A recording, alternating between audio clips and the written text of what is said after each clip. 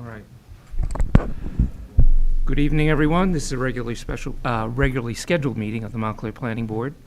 A notice of this meeting has been given in accordance with the New Jersey Open Public Meeting Act. An adequate notice has been provided by posting a copy of the notice on the first floor of this building, by sending a copy to the newspaper designated by the township for notices, and excuse me, and also posting a copy of the notice on the township website. This meeting is being broadcast live on Channel 34 and is streamed live and will be available on demand on YouTube.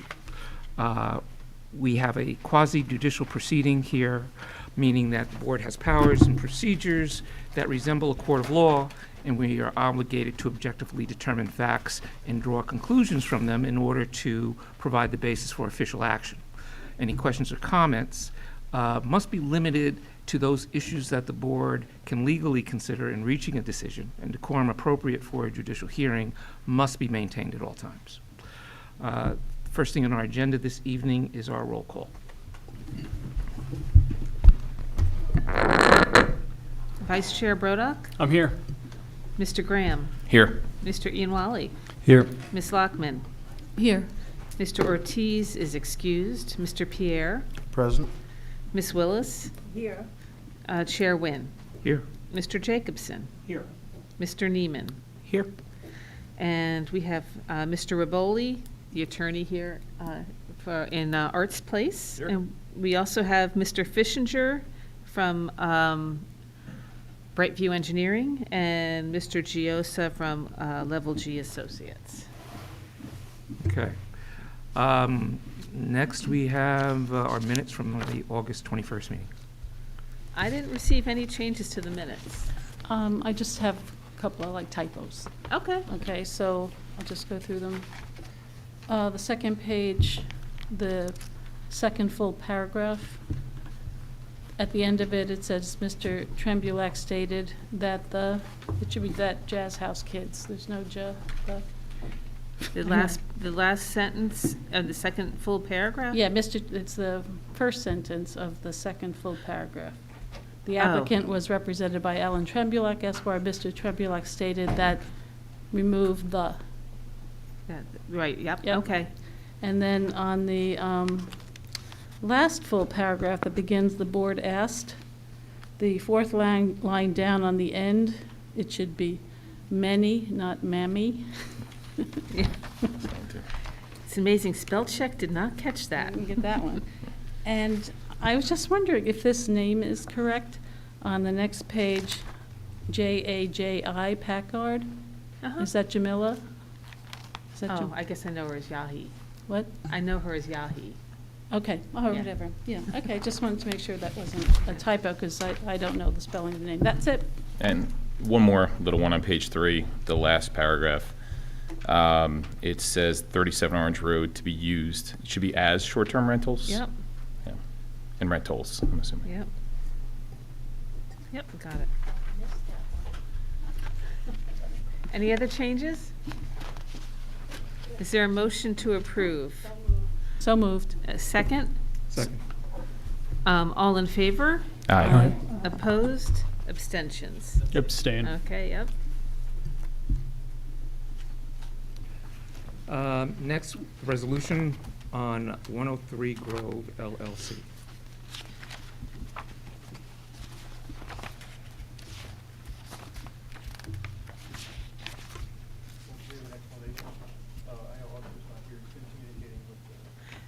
Tony, I can't hear you.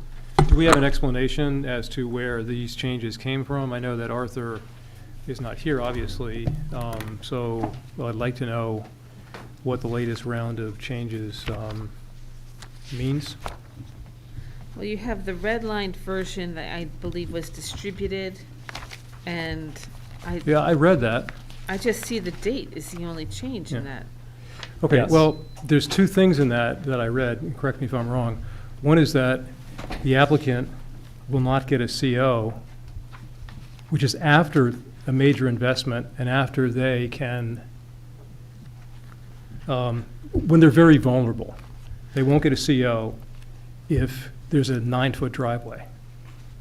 There's also a clause in there which says that if the driveway to an office building and this major storage facility is 9 feet, then something will be done from a standpoint of safety. I don't feel comfortable letting this go through. We haven't heard how a 9-foot driveway could possibly be safe. So I don't know how we could really address it. I mean, once the building is built, there is a lot of sympathy that would potentially be brought forth because this major investment, the building can't open. The best time to address it is before all that capital gets laid out. So Tony, would you feel more comfortable if that one line about the 9-foot driveway contingency is removed? Well, just think about the issue. The driveway, which goes to 9 feet, we haven't heard a discussion about whether that should be left turn. No, I'm sorry. I understand Yeah. what the concern is. I think everybody on the board understands the concern about a 9-foot driveway. Your concern specifically is about the narrowness of it. Well, yeah, I and mean- the potential and the fact that it's really unsettled as to what we would do with respect to that. So if we remove that sentence from the resolution, then we're left with everything else, and there's still the requirement that they would have to get, they couldn't get a CO unless they got the driveway that we Yeah, that we and approved, so right? far, what's predicated is that I don't know if well, right now, whatever's been presented to us is that there's a cancelable easement or a cancelable license. So at any moment, it could go away. Right. So we're allowing something that could potentially be unsafe. So, for example, if someone was coming down Grove Street, going to the north, making a right turn in, and someone's leaving the site, let me finish. Yeah, we've discussed this. And they don't know what We to don't do, they disagree. hesitate, and the rear of that car is in the train tracks. Nobody disagrees with you Okay, on that. so I guess what I'm proposing is that, how can we possibly allow this to move forward without understanding, if it does happen, what will be done? What potentially could be done from a traffic and safety standpoint to make it safe, as opposed to saying the safety concerns will be addressed at some point in time? If we take that contingency again about that 9-foot driveway out, take that language out, and just leave it as they have to be able to resolve that issue in order to get a CO. Then if they cannot resolve the issue, they cannot get a CO, and they've got to come back to us. You talked about that. Well, if you they talked resolve about it, if they resolve it by getting a license that can be canceled in one day, I don't necessarily think that would solve the problem. they'd come back to us and we wouldn't approve it. Is this after the building has been built? Yeah. Well, no, And well, that's Yeah. kind of a very. but You got a they white don't have elephant. to start as soon as they have, what is it, a year? How long? A year? 2 years. 2 years before they need to start construction on this, before they lose their approval. So there's nothing that says they have to run out tomorrow and break ground and move forward with this. Prudent thing to do would be to resolve this issue, and if they can't resolve the issue, come back to us with Plan B. Which was the deal that we all discussed when we heard this matter with the applicant. I think, I don't remember who raised that same issue. It might have been you, Mr. Ianwali, of saying, are you sure? Because this is before. It was me and my Siamese twin. It was you? Okay. I was like, I remember from being over on this side of the dais of whether So that the was such site, a the good site idea or plan is not. approved. But that's what they agreed to. They said, we'd rather have the approval, and if we don't get the license, we'd have to come back. I said, okay. But that's not what this reads. I mean, what the resolution reads is, that also, we're talking about a resolution which is supposed to memorialize a discussion that we had at a planning board Correct. meeting. So now this has become kind of minutes of our last discussions at these planning board meetings. It doesn't really record what was said at the time and what was resolved during the meeting. That's the purpose of this resolution. So now it's become sort of this, I just don't know. So if we, the way, my understanding from reading the revised resolution is that they can start constructing this building, but they can't open it. They can finish construction, but they can't open it if they don't have this license. And the license still could be cancelable. Correct. Right. And then if it's dangerous at some point, it's not specific, but they'll take all necessary measures to fix the problem. It doesn't say that it would be coming back to the board. It just says stuff will be done, and, So we're gonna take that "stuff will be done" language out, okay? Then how do So you how does it read with that language out, Tony? How do you see it reading?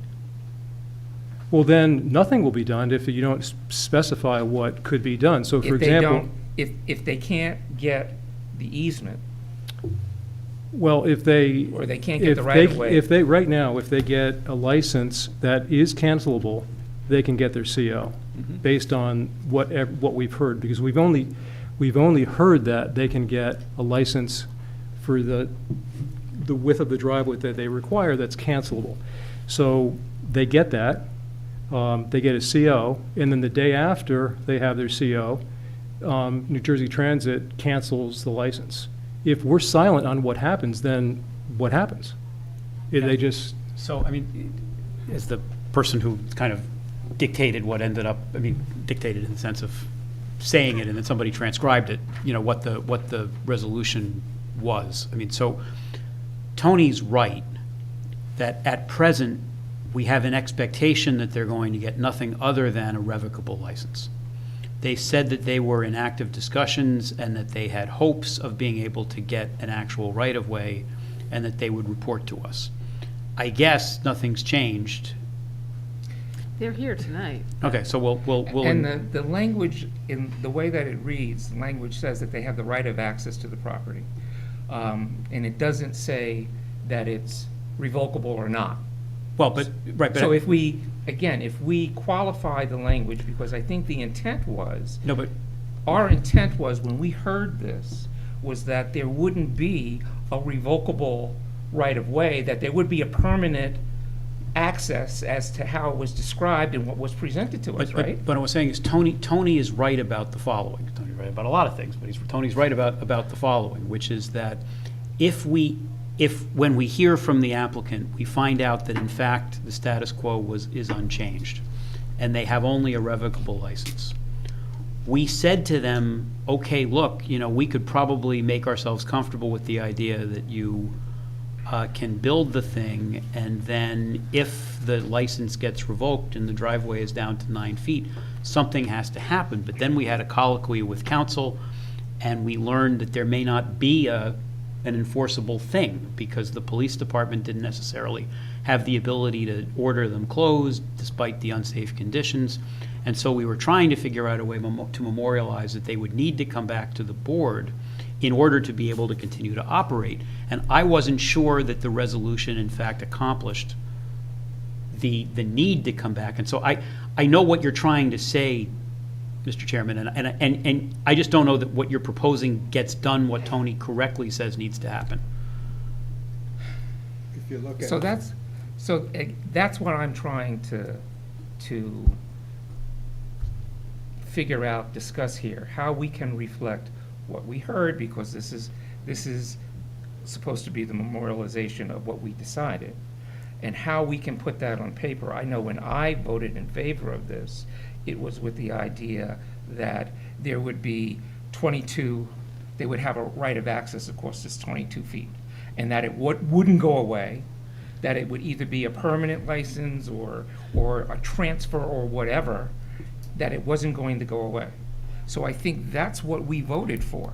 I think that in essence is what we all voted for. So why can't we just make the resolution say that if they Right. can't get that permanent, you know, in perpetuity right, Then they gotta come back. then they don't get a CO. Okay. And it wouldn't make sense for them to start construction on something and take the chance that we would turn around and say, I don't know No. about that, but because the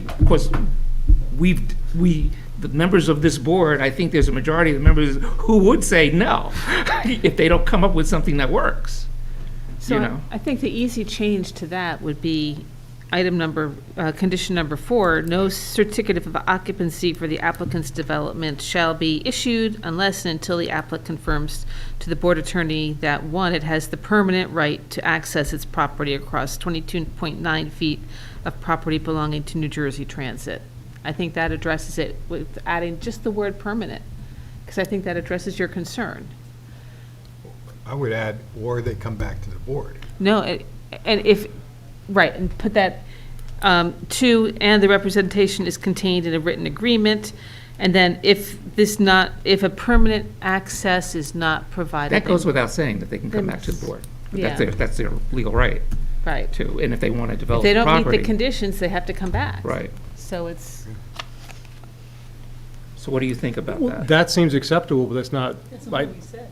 what? That's not what we said at the meeting. I don't Yeah, recall that being yeah. said at the meeting, Well, but if it- But in a that's, way it is, right? Because Alright. if they don't get the permanent It was our um, expectation that it would be a permanent. easement, Okay. Yeah. if they don't get the That- permanent easement, they can still come back and they can still show us how it would be safe. I right? think it is, what, we may not have said it explicitly, but what was represented to us was, hey, we have the ability to provide this access, and that's what we based our decision on. So we're just making it clear that, hey, here's what we granted based on this, since now you've told us after the fact that you really don't have what you told us.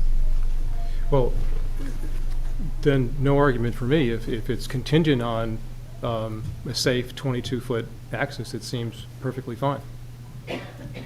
If that's, So I would That change is propose, made. I would make a motion that we amend this okay. in that, this one paragraph to reflect that. And if everybody's satisfied, Just read it once again, Jen. Okay, no certificate of occupancy for the applicant's development of the property shall be issued unless and until the applicant confirms to the board attorney that, one, it has the permanent right to access its property across 22.9 feet of property belonging to New Jersey Transit, and two, the representation is contained in a written agreement prepared and signed by New Jersey Transit and the applicant. then why was the language added about it going away, potentially, and that there would be a problem if it's contingent on, because I think they're trying to hedge their bets, and I think they feel that they're gonna have to come back before us, because I think they're very pessimistic about getting that permanent, but they realize that we're not giving them any more leeway to just continue to carry this until they figure out something. And I think we've waited long enough to memorialize a resolution. I think so. all right, so this says, okay. The applicant confirmed to the board that it could not get any greater interest in New Jersey Transit other than a revocable license. Both the board and applicant expressed concern that NJT could, at its sole discretion, with or without any reason or justification, revoke the license at any time. Such revocation would leave the applicant with only 9.9 feet of access to the property based on current ownership rates. In such an event, the applicant shall immediately take all steps factually and legally to address any and all safety concerns and enforcement issues. So why is that necessary if it's contingent on a permanent access being granted? It doesn't seem like, why would you need that if what we're saying only gives them approval if they have a permanent access? This never really comes into effect. So why don't we take that paragraph out? What paragraph are you reading? Paragraph 3. Whereas At 3 the on bottom page of 3. Page 3. Okay. Because it seems like it's a non-starter if they, Because we You'll never really didn't come- you'll never- have, we really didn't have that discussion Okay. at the meeting. So just remove. Remove in paragraph its- In 3. its entirety. Yes. Makes sense. yeah, well, that's why I thought that we weren't talking about a permanent easement, but if we did, then I can't disagree with it being a permanent easement. Okay. You have a So, vote? so I would move that we remove paragraph 3, we make the addition of paragraph 4, as we've discussed, and that we approve the resolution as so edited. Is there a second? Second. You can do it. Okay. I'll just say aye. Do you want me to read them? I don't think so. Just- All in favor? Aye. Opposed? Abstentions? Okay. Okay. Okay. That brings us to the council referral on the revised Lackawanna Plaza redevelopment plan.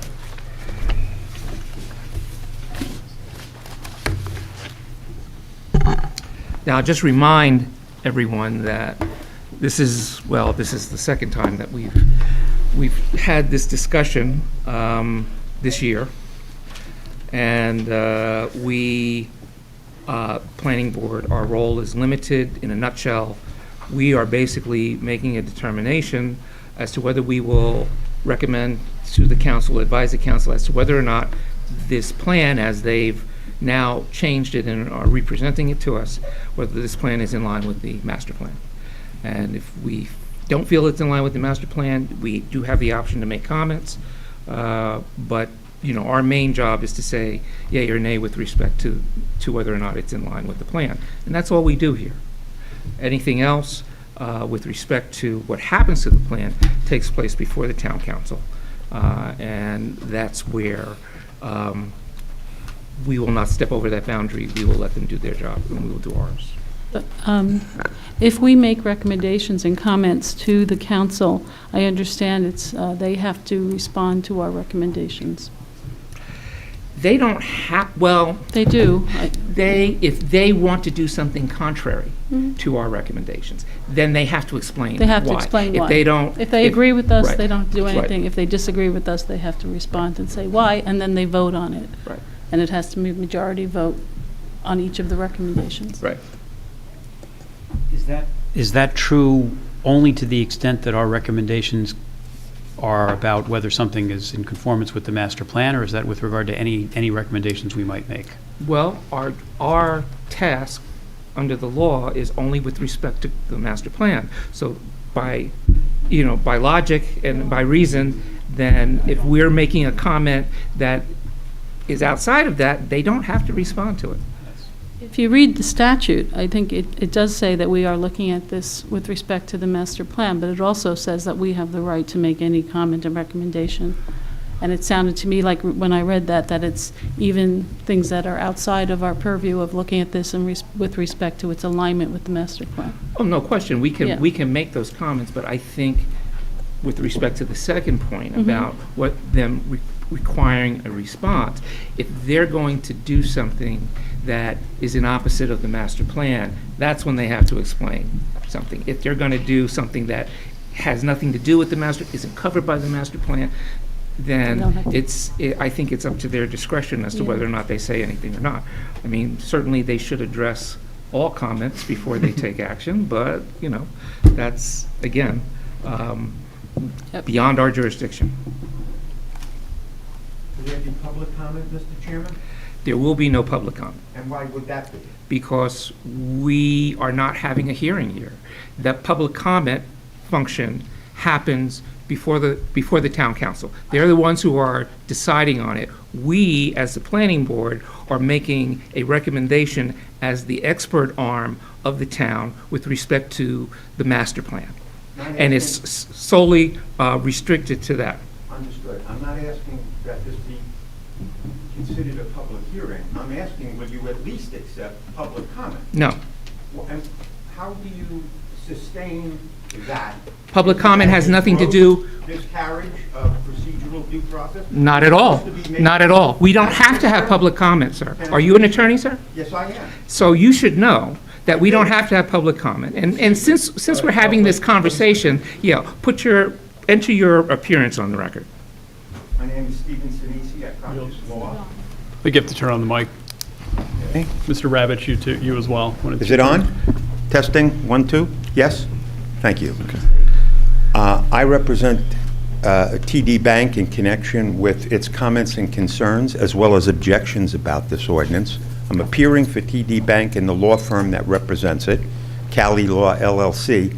And after a half a century of practicing law representing planning boards and governing bodies, I find it quite out of order for you not to at least to allow public comment, not to conduct a hearing. I get your position, and I'm not going to quarrel with you about that, but at least a public comment so that when you exercise your planning board function of referral, you hear something to refer back to. It gives you an opportunity to digest the comments, and we gave to the governing body, I was there, I presented it, 4 or 5 letters that had been written by Cali Law in connection with this ordinance and this prohibition on drive-throughs, which is another story altogether, but I'm here for that story.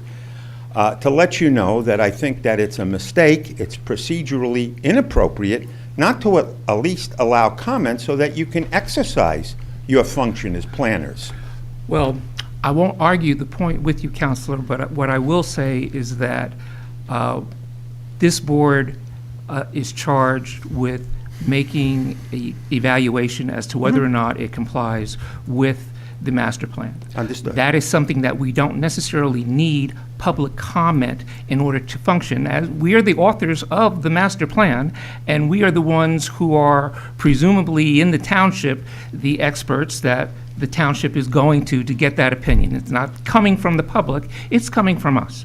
And and I understand your objection, and I will only offer to you that, as you know, that I have last say as to what kind of comments are given and how the meeting is run. And I'm not allowing public comment at this meeting with respect to the master plan and what we're doing here, nor have we ever done that in the past 30 years that I've been on this board.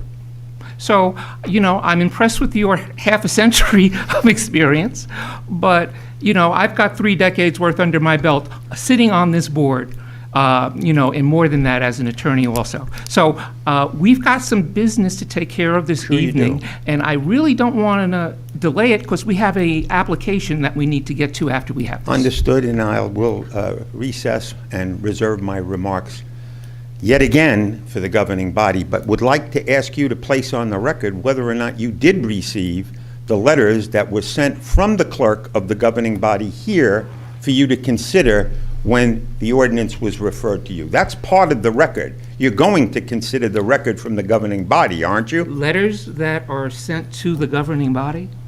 Yeah, they were made part of the record at the introduction of the ordinance, at the first reading of the ordinance. I made a point that that be part and parcel of the record before the governing body, and I was assured, Sir. I was assured Sir. that they were referred here.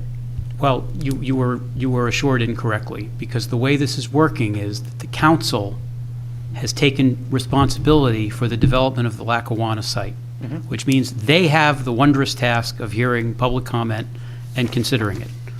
As the chairman said, we have a limited role that does not involve public comment.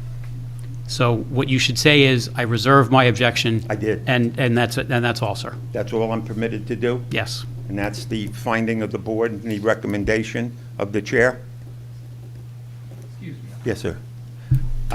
I think he was echoing what your statement was, that I'm limited to only making a reservation for a future time to express our objections. I couldn't get the answer as to whether or not you received from the clerk of the township what we made part of the record to be referred here, which were 5 letters. But that's what I said, is that it was not for the council to refer that kind of comment to us, because that's not our role.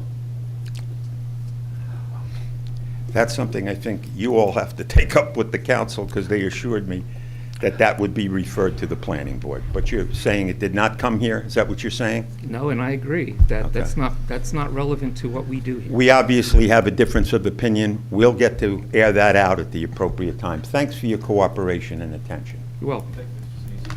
Let me just put on the record, and I'm... Thank you, Mr. Sinisi. Let me just put on the record from New Jersey Zoning and Land Use Administration, 2023, echoing the chairman's position. A question has sometimes been raised as to whether the planning board is obliged to hold what would amount to a public hearing in considering an ordinance referred to it by the governing body. Clearly, the statute does not require such a hearing, nor does it require that the matter be open to public comment. So my counsel from following this book would be, you don't need, other folks may want things to say, but in fact, the law supports your position not to have a public hearing. Thank you. Janice. I don't know if you want to hear from me or if you want to hear from Carmel, who did the report. Oh, I'm sorry. If you want to hear from me, or you want to hear from Carmel, who prepared the report? Well, we do want to hear from Carmel, but I thought you might lay the foundation. Plus, it wasn't exactly a report that we did. We did not really prepare a report. I Right. made comments for the subcommittee, and we discussed them and decided it was better to have a hearing with the full planning board rather Okay. than us grappling with a report. Okay. Well, just to summarize the changes, the biggest change, of course, is that the total number of units was reduced from 375 to 300 units. The height of building D and E, they were both reduced by a story, and the total height for each building was reduced as well. Building D went from 77 feet to 67 feet. Building E went from 75 feet to 60 feet. We made some change, and as you know, those were the two buildings that are closest to the Montclair Mews and the Matthew Carter homes, and the residential area that's to the east of the subject property. So we focused on reducing the height. I believe we also increased the setback for Building E, which is closest to Matthew Carter homes, by basically carving the building and allowing no building to extend beyond the easement through which the Tony's Brook culvert runs. So in effect, that pushes the building back even farther from those residential areas. So there was a real reduction in the scale of that building with the pushing it back and reducing the height. There were some changes to Building B, which is on the east side, the Hey, west Janice, side. can I just stop? Would it make any sense to put the plan on the I'm not- screen so that we can see I'm it? actually not prepared, I don't have it on my Oh. laptop. So the audience can't see what we're talking about either? Okay. No, I actually didn't intend making a full presentation tonight. So I'm just going to summarize, if you know where Building B is, that's the building that's on the west side of Grove Street, adjacent to Glenridge Avenue. We reduced that side of the building by a story. Is it possible, Janice, would that laptop work if we just pulled up the plan and put it on the page that shows the building locations? I'm trying to pull that up right now as well. Is that all right? If you'll give Because I me- can picture it, I want to make sure that I'm accurately recalling. Yeah, like page 24, I think, of the Yeah. plan has the, Just if we could Okay. see the layout, I think that would be very helpful. Thank you. Thank you. While Ms. Talley does that, I'd like to take this opportunity to just put something before the board and the attorney.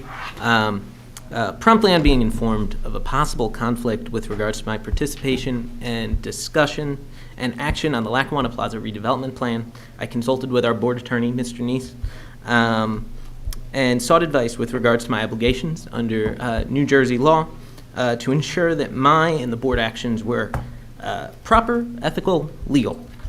On account of the guidance of the board attorney, I wish to disclose that an organization, a nonprofit organization my wife works for, has received and receives the in-kind donation of storage space from BDP Holdings, who's involved in the redevelopment plan process.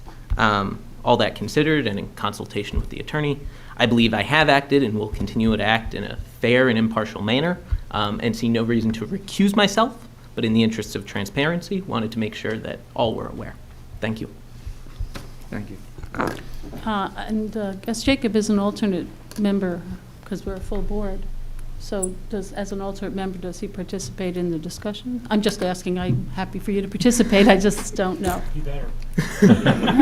Yeah. Is that, My understanding is I'm able to participate all the same, but if there are enough members voting. I asked the same question when I first got here. That's Yeah. the answer I got. Yeah. And, If we're. Yeah, voting the on answer is something- yes, except for he the doesn't voting. vote, but he participates? Participates, because you wouldn't know until the bitter end. In theory, somebody could take ill quickly and leave, My you know? so- heart. Right. Okay, and we're down two people today. We're down the council's rep and we're down, Oh, yeah. and we're down Kevin. okay. You know, it's just good for us to know procedure, and I think we really want to follow procedure. That's all. Hallelujah.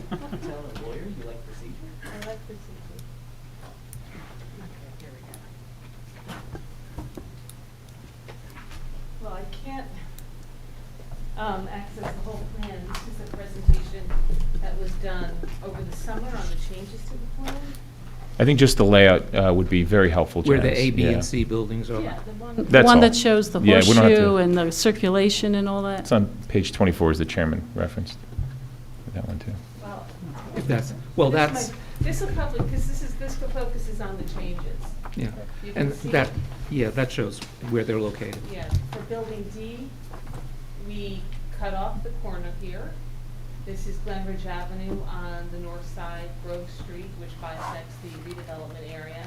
It lost a story, it lost this corner, and we pushed the building back away from the Matthew Carter Apartments on the east side. That's building D. Building E lost a story. Janice, do you want to use the handheld, just so everybody can hear? Oh, good idea. Thank you. No problem.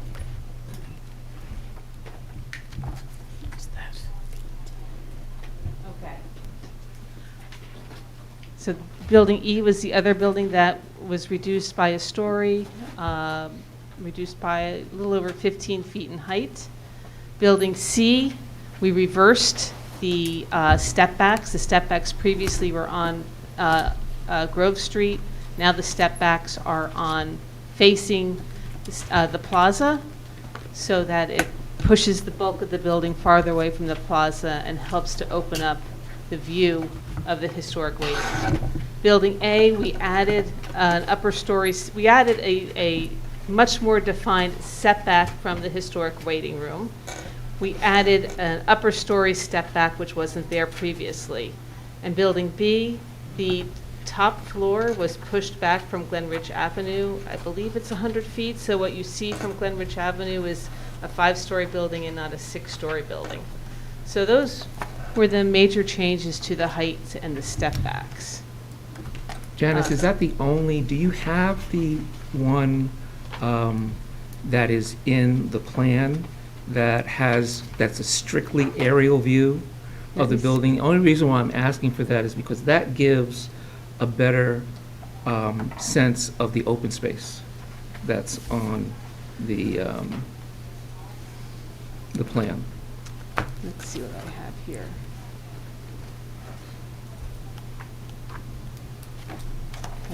That's from November. Because there were last- revisions to that too, right?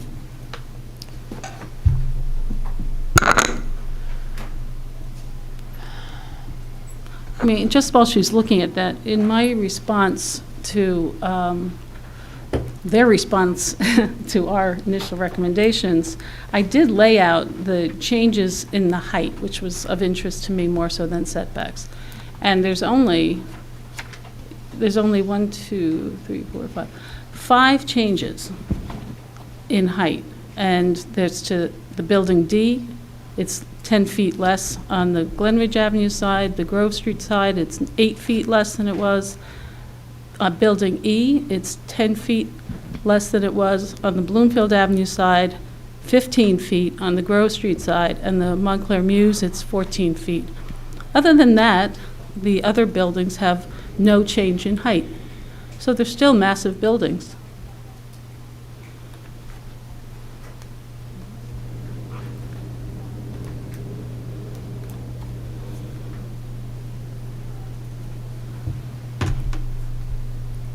I'm working on it's a little slow.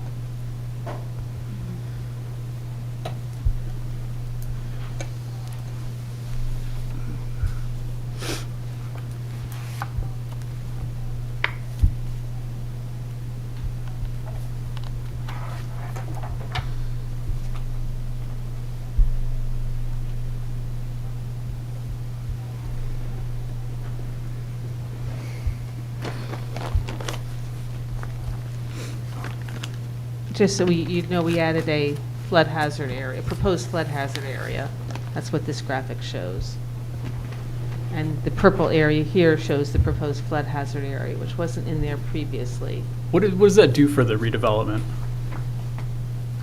It addresses a concern from an adjacent property owner who was concerned about flooding. It ensures that the roadway between Glenridge Avenue and Lackawanna Plaza, the street, which provides access to, let me go back. Now, if I can flip this, to this property here, which I believe has an address of 1 Greenwood. They share an access easement. And by designating this as a flood hazard area, it ensures that the roadway is designed so that in an emergency, they have access, emergency access,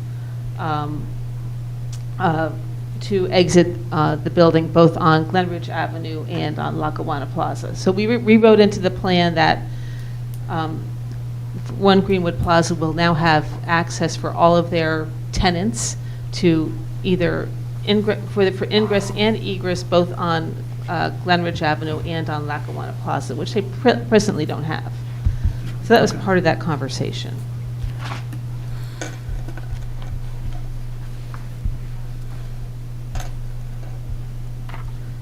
I believe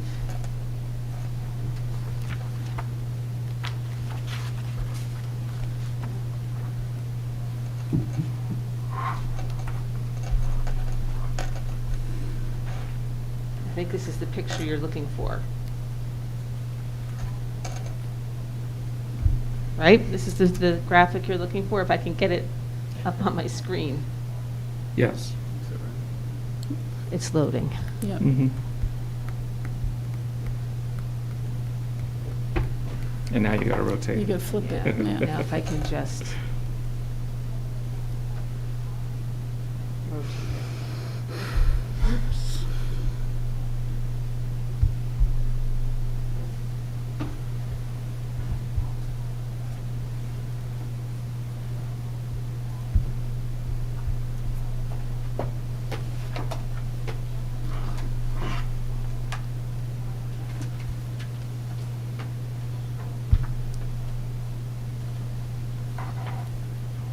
What page, is that page 24? 24. All right, I passed.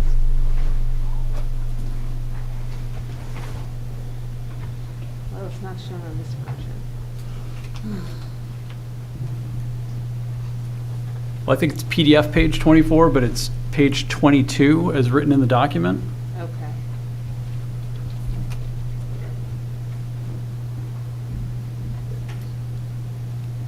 For some reason, it doesn't want me to open that page.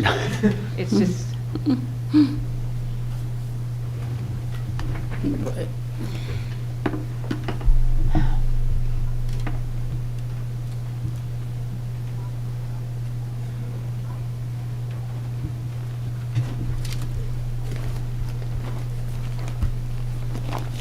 I think if you give me a moment, I'm going to actually download this. It might be easier for me to manipulate it if I can download it. So while you're doing that, no, you're going to tell us about what the changes were, and you finished running through the changes, right? Okay. Well, I talked about pushing the Tony's Brook culvert, pushing building D back. We limited the number of short-term rental units. It was 15% previously. It's been reduced to 10% of the market rate units. We have special requirements for the historic waiting room. We spent a lot of time on how to maintain the integrity of the historic waiting room.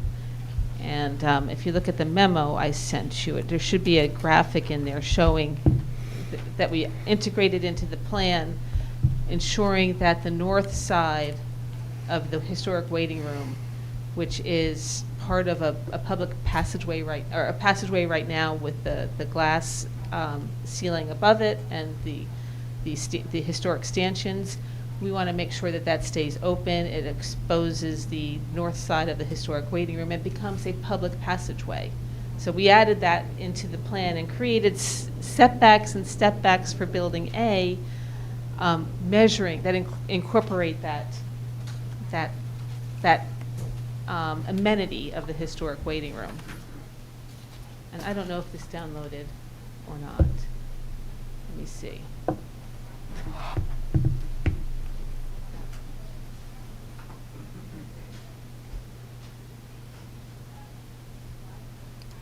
Okay.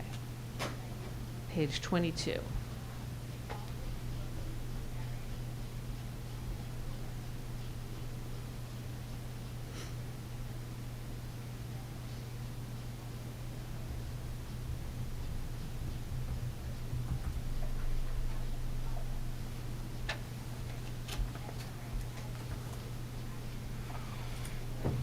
There we go.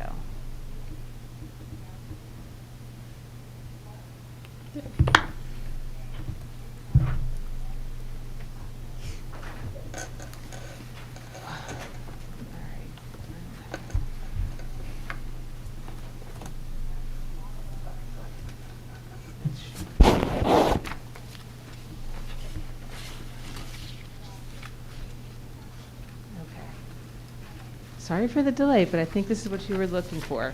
Yes. So, when I said this is the passageway that we've added that separates the historic waiting room from Building A. It'll provide pedestrian access. It actually comes through the historic entrance to the waiting room through the columned portico from Lackawanna Plaza, and then passes along the north side of the building.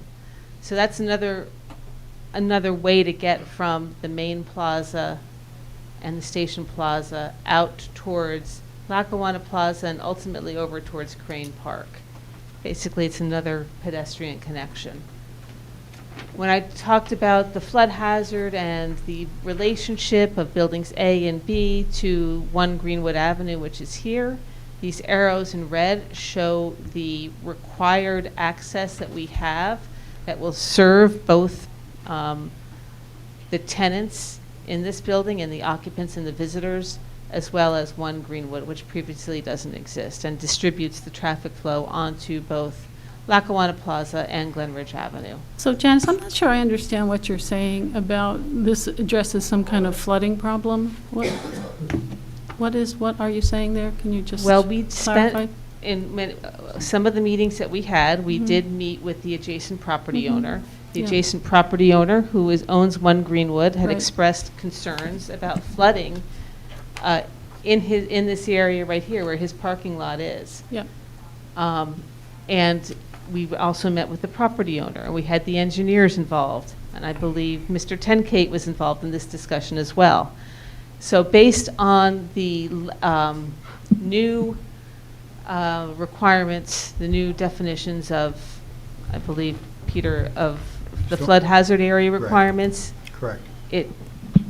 this would meet, depending on how, I think they talked about using method 3 for dictating flood hazard area. This is a little bit beyond my specialty, but using method 3 to evaluate the flood hazard area, the parking lot here meets the requirements for a flood hazard area. A proposed Meaning what? flood- People can get out if there's a high flood It or just something? means that, it doesn't mean that you can't develop it. It means that if you do develop it, there's certain cut and fill requirements, there's certain that have to be met.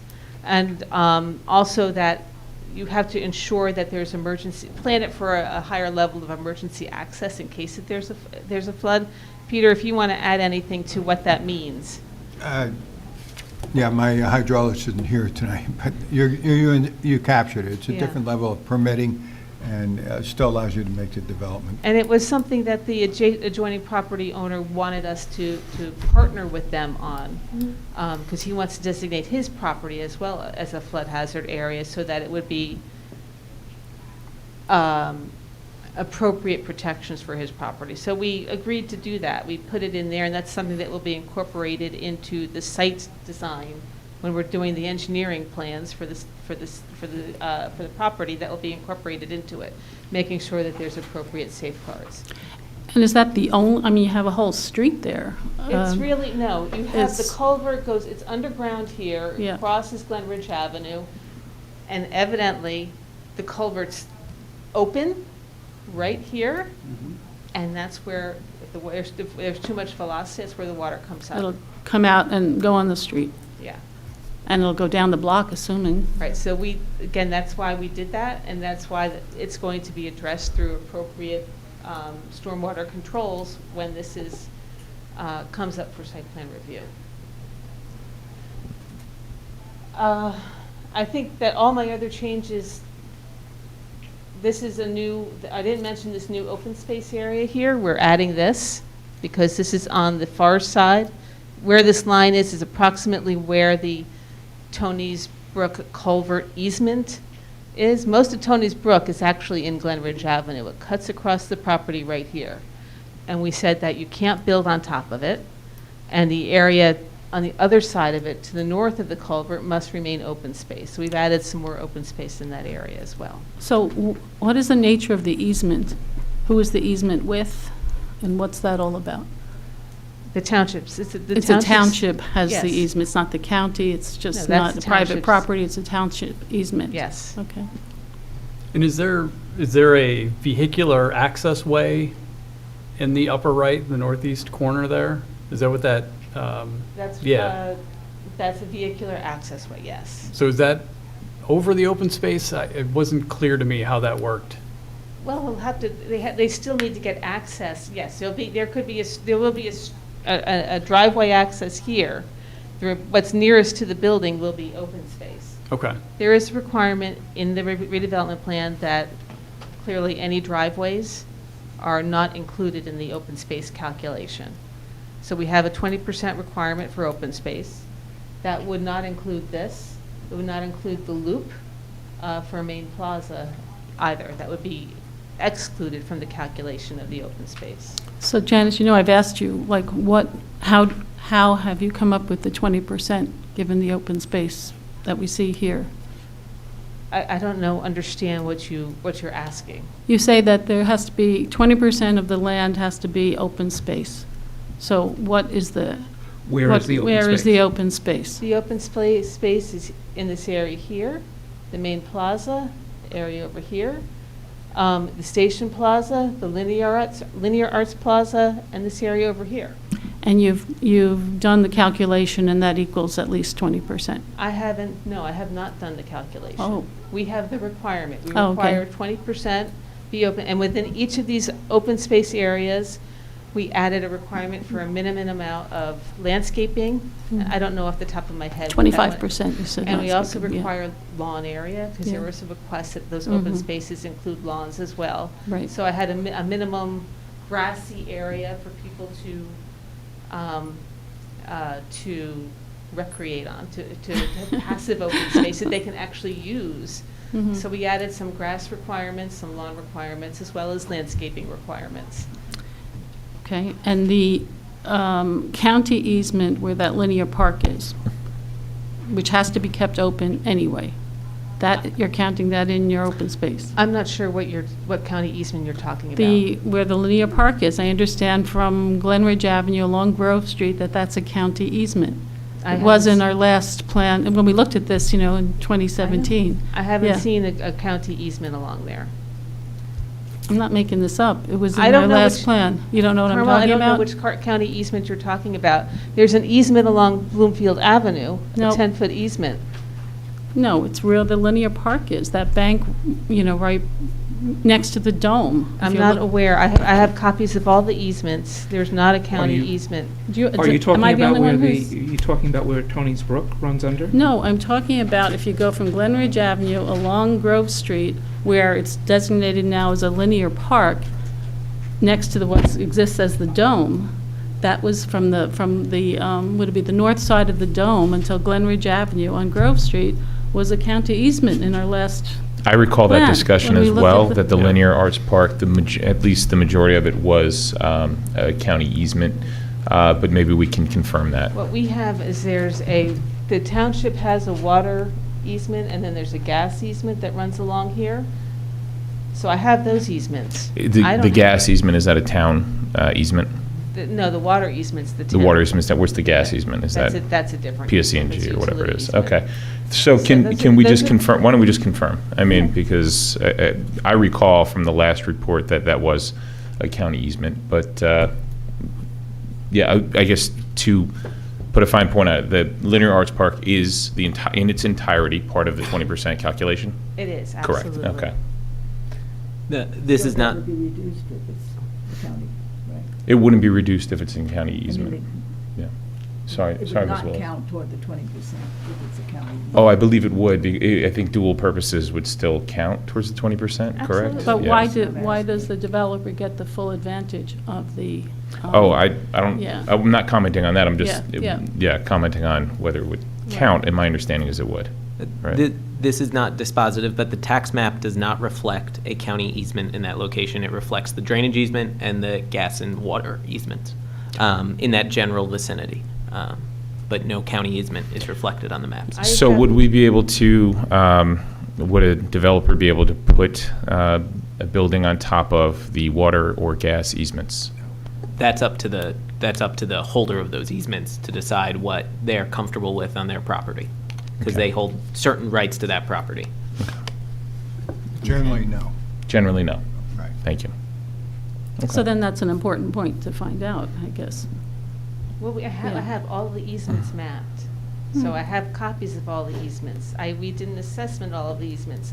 I have to say, I don't have a county easement in that area. It was not part of the easement package that was provided with us along with the survey. Well, regardless, I think the point is that it would be difficult to build on top of the water easement or the gas Exactly. easement. And there's And it's a water- right. dual-purpose open space and water, gas easement. But And when we talk- can, Excuse me, when we talk about benefits for the amenities provided, when we talk about benefits for amenities provided, we would not count that as a benefit to give an amenity for. I think that's up to our discretion. I Yeah. think the It's our developer would. It's our discretion, Yeah, yeah. that's up So- to us, yeah. Okay. And Janice, just, I apologize, can you again explain the driveway on the top right corner? Yeah, So What this is that for? provides access from Glenridge Avenue to Building D. There's going to be a parking deck under the building here. so how active is that driveway anticipated to be? mean, is I it for- can't answer that, but access to the parking under Building D and E, they'll be connected. So they can come from either Glenridge Avenue to park here, or they can come from Bloomfield Avenue. So there's 2 points of access. The 2 parking areas for those buildings are connected. But it could be I guess, a safety issue for that open space area, I'm assuming. I think it's passive, there's not going to be anything active there. That's going to be this will be passive open space. The intent is there'll be some landscaping there. Oh, I see, landscape. You're not going to have, it's not a place where people would congregate. Okay. So do you have a sense of, if you calculate how wide the driveway is, what is that triangle, roughly the square footage of it? Or I is it- don't have that number right now. Okay. It might be in the plan, but I don't have it memorized. At the end of the day, they're going to have to come up with 20% open space excluding driveways. And we did, again, there was a concern that we didn't want, their concern expressed that you didn't want too much hardscape. So we added a landscape requirement. We added a lawn requirement for each of those open space areas. We added concept plans in the back of the plan for those open space areas to try and ensure that the open space that you get is what you anticipate, what you envision. We had discussed, Janice, the playground between buildings D and E. I understand that it is a floor up, but there was discussion during our last meeting that we would look for potential solutions to allow the public to access that. We thought maybe a playground would be a nice amenity, and being up there would be safe away from the street for the public. Was that looked at? It was looked at. What was the conclusion for? That would remain private open space. Was it impracticable, or was it just determined for? Because there's accessibility issues. How does because it's up, it's difficult for the public to access that. And with most of these developments, you have private open space that's for the people who live there, for their privacy and enjoyment. And that was decided that this would be the private open space for these areas, and then, again, Building B would have its own private open space area here. So we're trying to distinguish what's in the private realm for the residents and the tenants versus what's in the public realm. So there won't be a playground area for the public? No. I mean, I believe that there's some,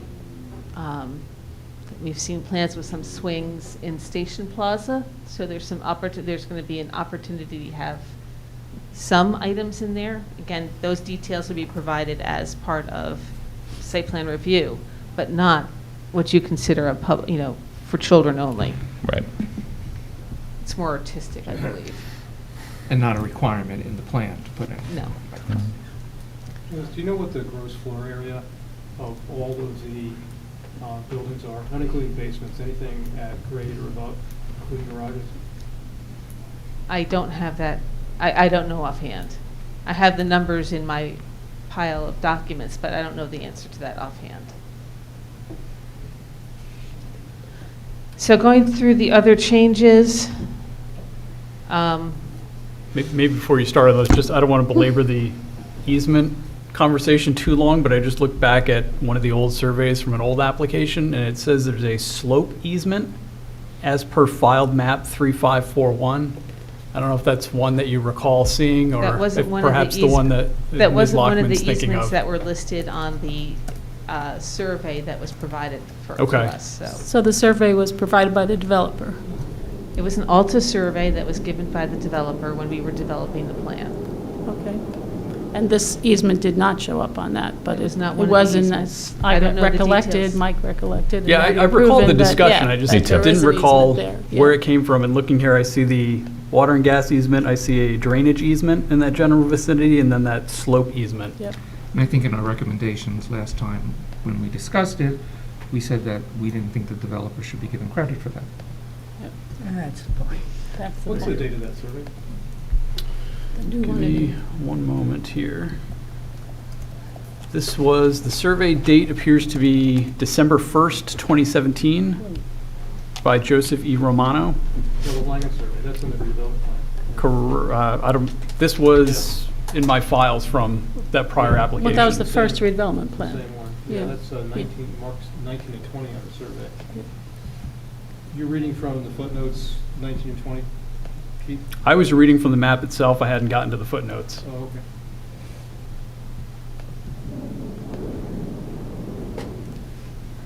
That's all I wanted to add. Okay. We added additional language regarding limitations on rooftop equipment. Again, I think there was a concern that rooftop equipment could be too large, particularly if they have some cooling towers up there associated with the sustainable building, which would be Building C.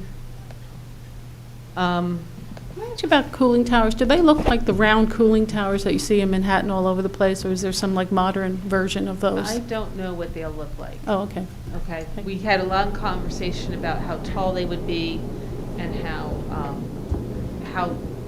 constrained they can be. And again, I don't know what numbers we limited the space and the size and the height of them so that they're not going to be oversized. They're not going to take off too much of the roof. They'll be located in the center of the roof, so you really won't be able to see them.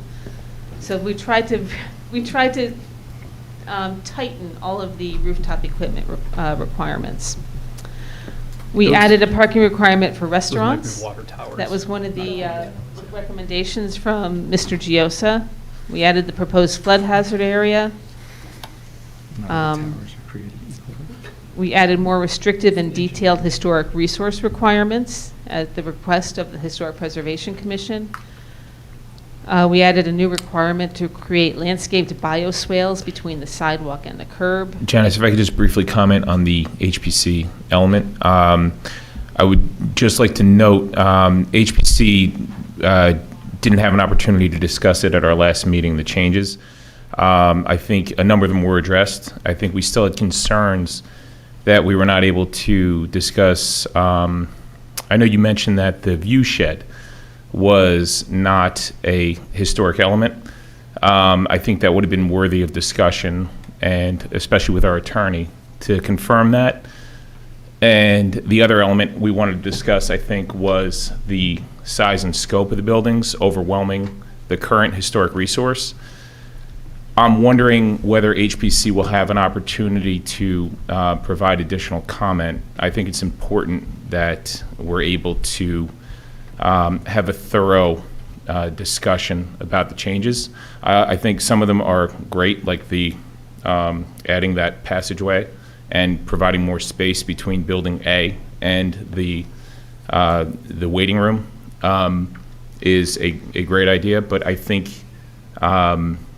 we need an opportunity to discuss, how the Building A, which is over twice the size of the waiting room, whether that is conforming with the historic element of the master plan.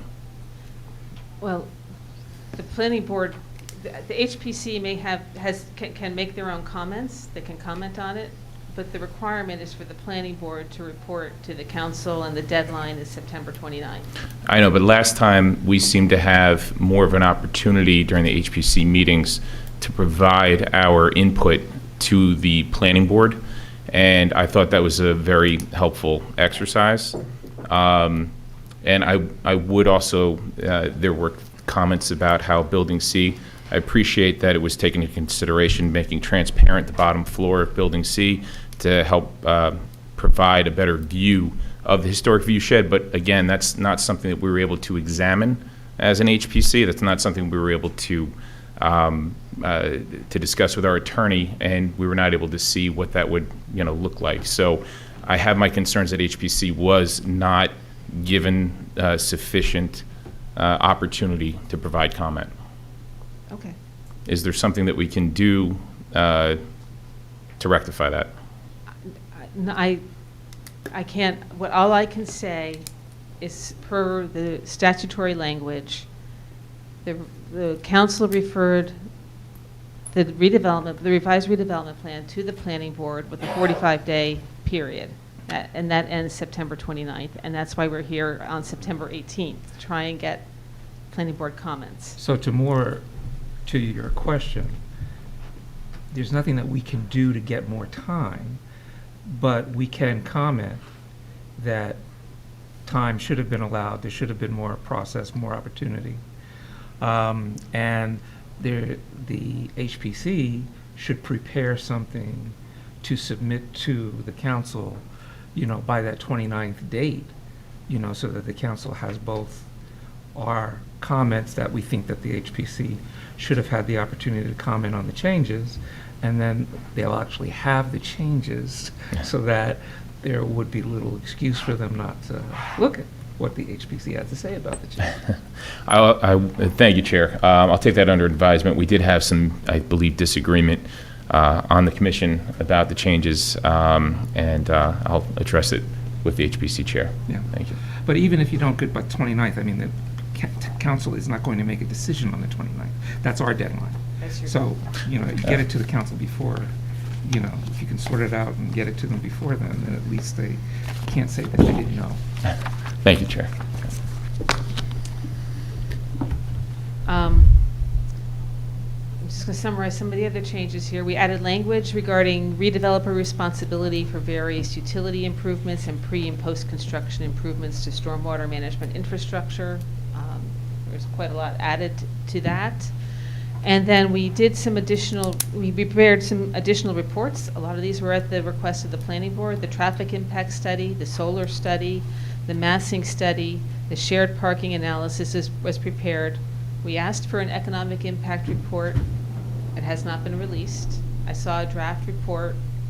I had some questions that I raised to the manager, and as far as I know, that those questions have not been answered. So I can't give you an update on the economic impact report. Janice, at the last council meeting, I asked that question of the manager, and he said that you were meeting today, you, he, and I don't recall who else, were meeting today to go over the report. The report was prepared by Bernanke only. It had typos, and No, it was more than that. I got the report. I actually didn't see the report until after Labor Day when I came back from, I was out for a week. So Yeah. it was after, whatever the day, the Tuesday after Labor Day.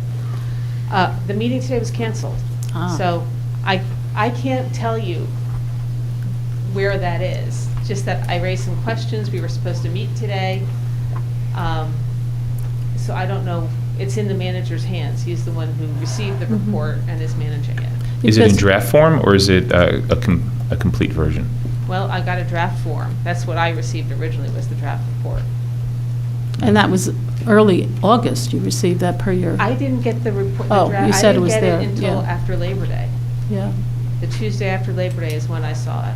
So And it's not the final version, is that believe- correct? I believe what I saw was the draft report. Okay. A final report was given, and that, meanwhile, the questions that were raised, not just by me, but by other people as well, in terms of, at least myself and the manager, were not answered prior to a final report coming out. So until we get an answer to some of those questions, I'm not sure, I'm not sure when the manager, or when that's going to be released. Okay. Okay?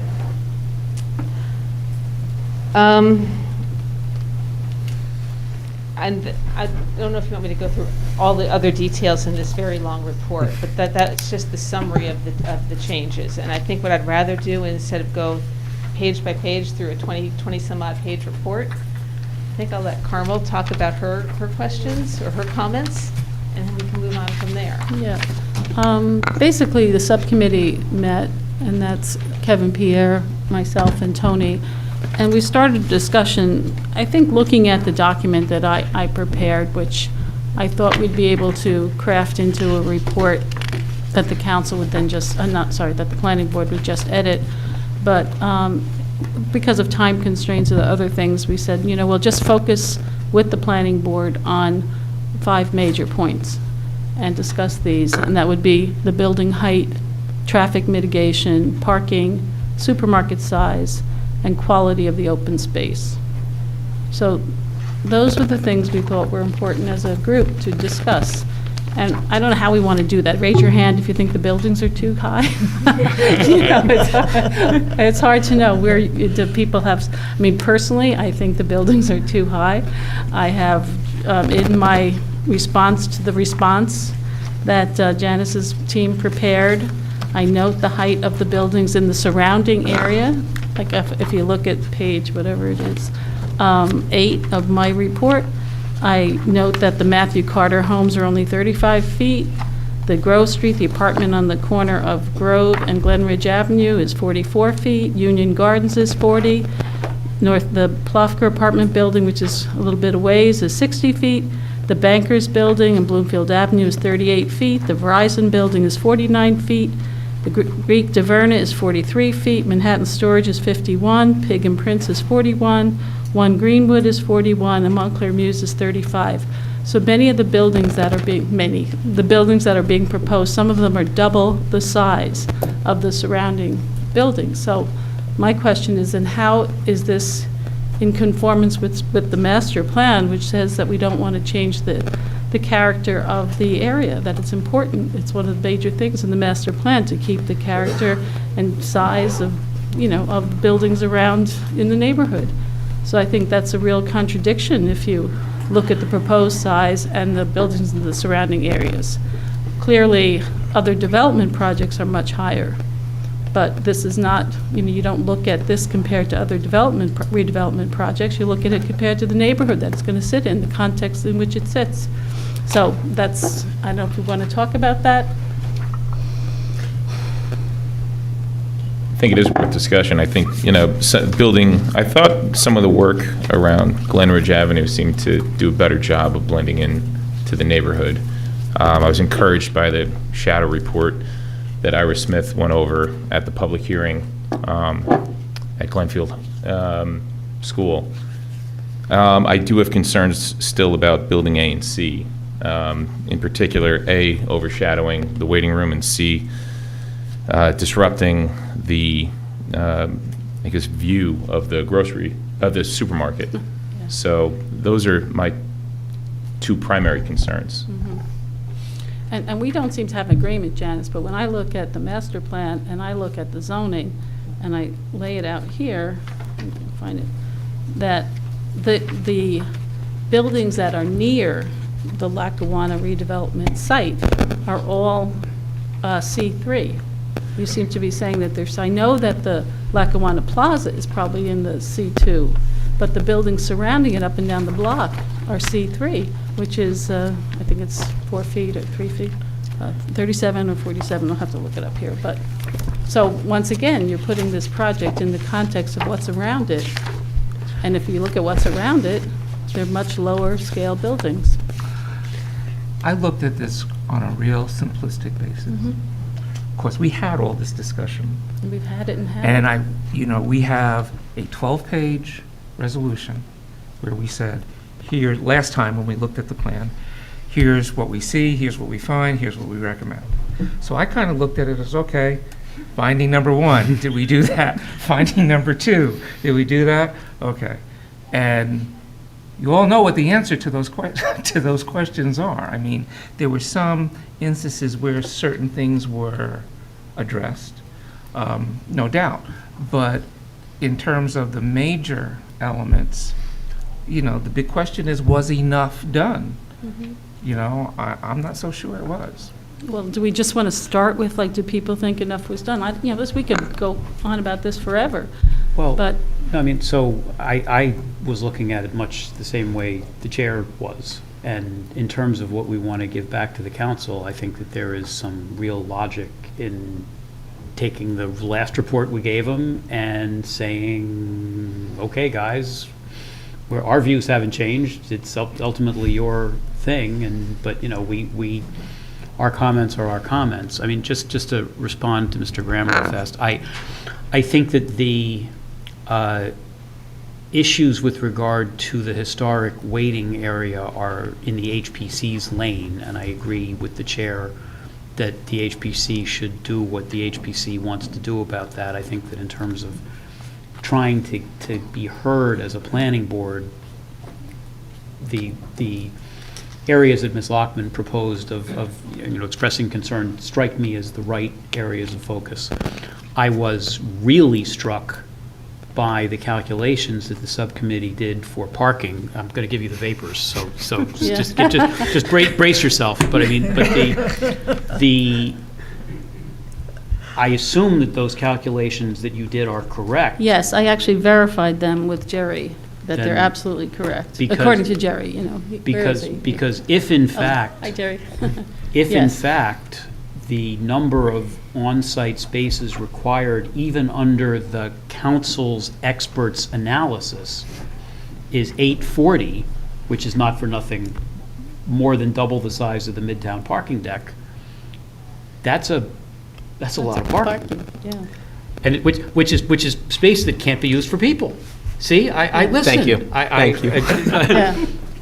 And so I think that I would propose to kind of lead off with a combination of two of your points, which is it's a lot of building, it's a lot of bigness. And in order to have all of that stuff, even using the numbers of the council's own consultants and the developer's own consultants, it's a massive quantity of parking. And so you either got to tell us how you're going to, or tell the town how you're going to provide for that number of spaces, or you've got to dial back the Yeah, heights and the Right. scale and all of that. that's a logical conclusion, to dial back. The last thing I'll say before I shut up for now is I noticed, your comments didn't respond to the, I don't know whether those council's comments or Ms. Talley's comments about the supermarket, which, we had said something about, not necessarily having a specific framework in mind, and then the response came back with the number 30,000. It said 30,000 to 50,000. And I thought that 30,000 was interesting. Now, I've given this a lot more thought, and I really, and I know that my views disagree with those of my colleagues, and I respect my colleagues' views on this very much. This is a supermarket which on its best day is not going to open for 5 years, just by virtue of how long it's going to take to construct. And none of us have the least idea, because we're not experts in that field, how they're going to stock a supermarket in the year 2028, 2029. And so I just really don't like, I'm completely with Ms. Willis and other people who have said that we want to specify the amenities it should have. And I thought that it was very good that the thing that came back from the council said, yeah, it should have this and this and this. They didn't seem to disagree with us about that. But I still really don't like micromanaging the size, because if they're gonna do just-in-time ordering and restock it every day with a truck, I don't care how big it is. So that's just me, and if others on the board feel differently, I'm not dying on that hill. But, you know, I think that it's much more important to me to see if we can convince them, as Ms. Lockman's, as the subcommittee's draft says, to get them to put the supermarket where the TD Bank is instead, because I think that solves a lot of problems, and I'm unpersuaded by the response that it was hard. I mean, you know, a lot of things are hard, and, you know, Yeah. but I really like what you're proposing. I think that we ought to use the prior report, because we did this once already and time is short. And those were my thoughts on what to stress and how to stress it, and with that, I yield the floor. Well, I have a response to the supermarket size. That's the reason why I voted no on the last document that went before the board. The master plan calls for a state-of-the-art supermarket. People go to 45 to 60,000 to 90,000 foot state-of-the-art supermarkets that are well-stocked with lots of choices. This neighborhood had an Acme. I don't know how big the Acme is, but I would say that was probably 25 to 30,000 feet, and it had a 45,000 foot Pathmark. I think we should at least give the neighborhood back what the Pathmark was in terms of size in the redevelopment plan. And then, if it's shown that supermarkets are changing, we can't do it because of this, then we would hear the evidence as to why 45,000 feet is impossible. But I think to at least put the Pathmark back is a benchmark, especially when the master plan calls for a state-of-the-art supermarket. It doesn't say, that's one of the few absolute requirements in the specific section of the master plan that talks about what should be put there. I think it's the only use. I think it doesn't describe any use except a state-of-the-art supermarket, so I'd say just put the Pathmark back, whether it's on this side or that side. And it worked before, and it worked in competition with an Acme, which was 2 blocks away. Well, until it didn't. Well, that really wasn't that specific store's fault. That Yeah. wasn't because of at that point in time, Acme put a Clifton store up. State-of-the-art supermarkets were no longer 25,000 feet, so their strategy was to go to larger superstores, as Edwards, which is now Stop and Shop, and everything else. Yeah. So, Here's the size of the supermarkets. Size of the supermarket Oh, yeah, and just surrounding look at areas, yeah. and then, along with that, I think one thing that I do want to mention before, we talked about parking. So, the comment about the supermarket stands, I didn't know that the Brightview plan called for the elimination of all parking from Walnut Street to Bloomfield Avenue, which I think is a complete disaster. I mean, all the people who live along Grove Street who won't have a place to put their car on the street, because that's going to be the solution to the additional traffic that the plan is anticipating. I think, we should make a requirement that Grove Street stay the way it is. We should slow the traffic down. We should create lanes for parked cars, and whoever uses that side street. If you look at the Brightview plan, it takes the entire space all the way up to the curb with a fast-through lane on both sides and I guess, a multi-turn lane in the middle.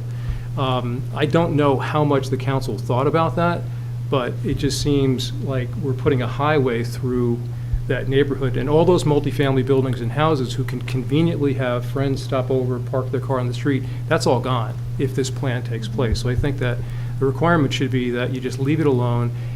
And also, maybe a solution would be, and I'm not sure if Brightview is here, the plan, I'm not sure if the traffic study gave the site credit for the traffic it used to generate, because this used to generate traffic. And it seems like there should be some acknowledgement that we're not starting from zero. This site did derive traffic, so wouldn't the incremental traffic that this site produces be over what it had been, even though it's a while ago? Because, again, this is not undeveloped land. So I think it's being penalized for the creation of too much traffic, because we're starting from zero again, if I'm correct in the way the report was put together. Yeah, I have both Mr. Fishinger and Mr. Gios are here to answer whatever questions you have about traffic and parking, so. Joe?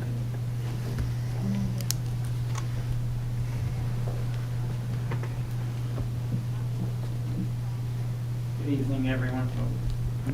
There we go. Good evening, Joe Fishinger with Brightview Engineering. I think there were two questions in there. The first one with regard to Grove Street.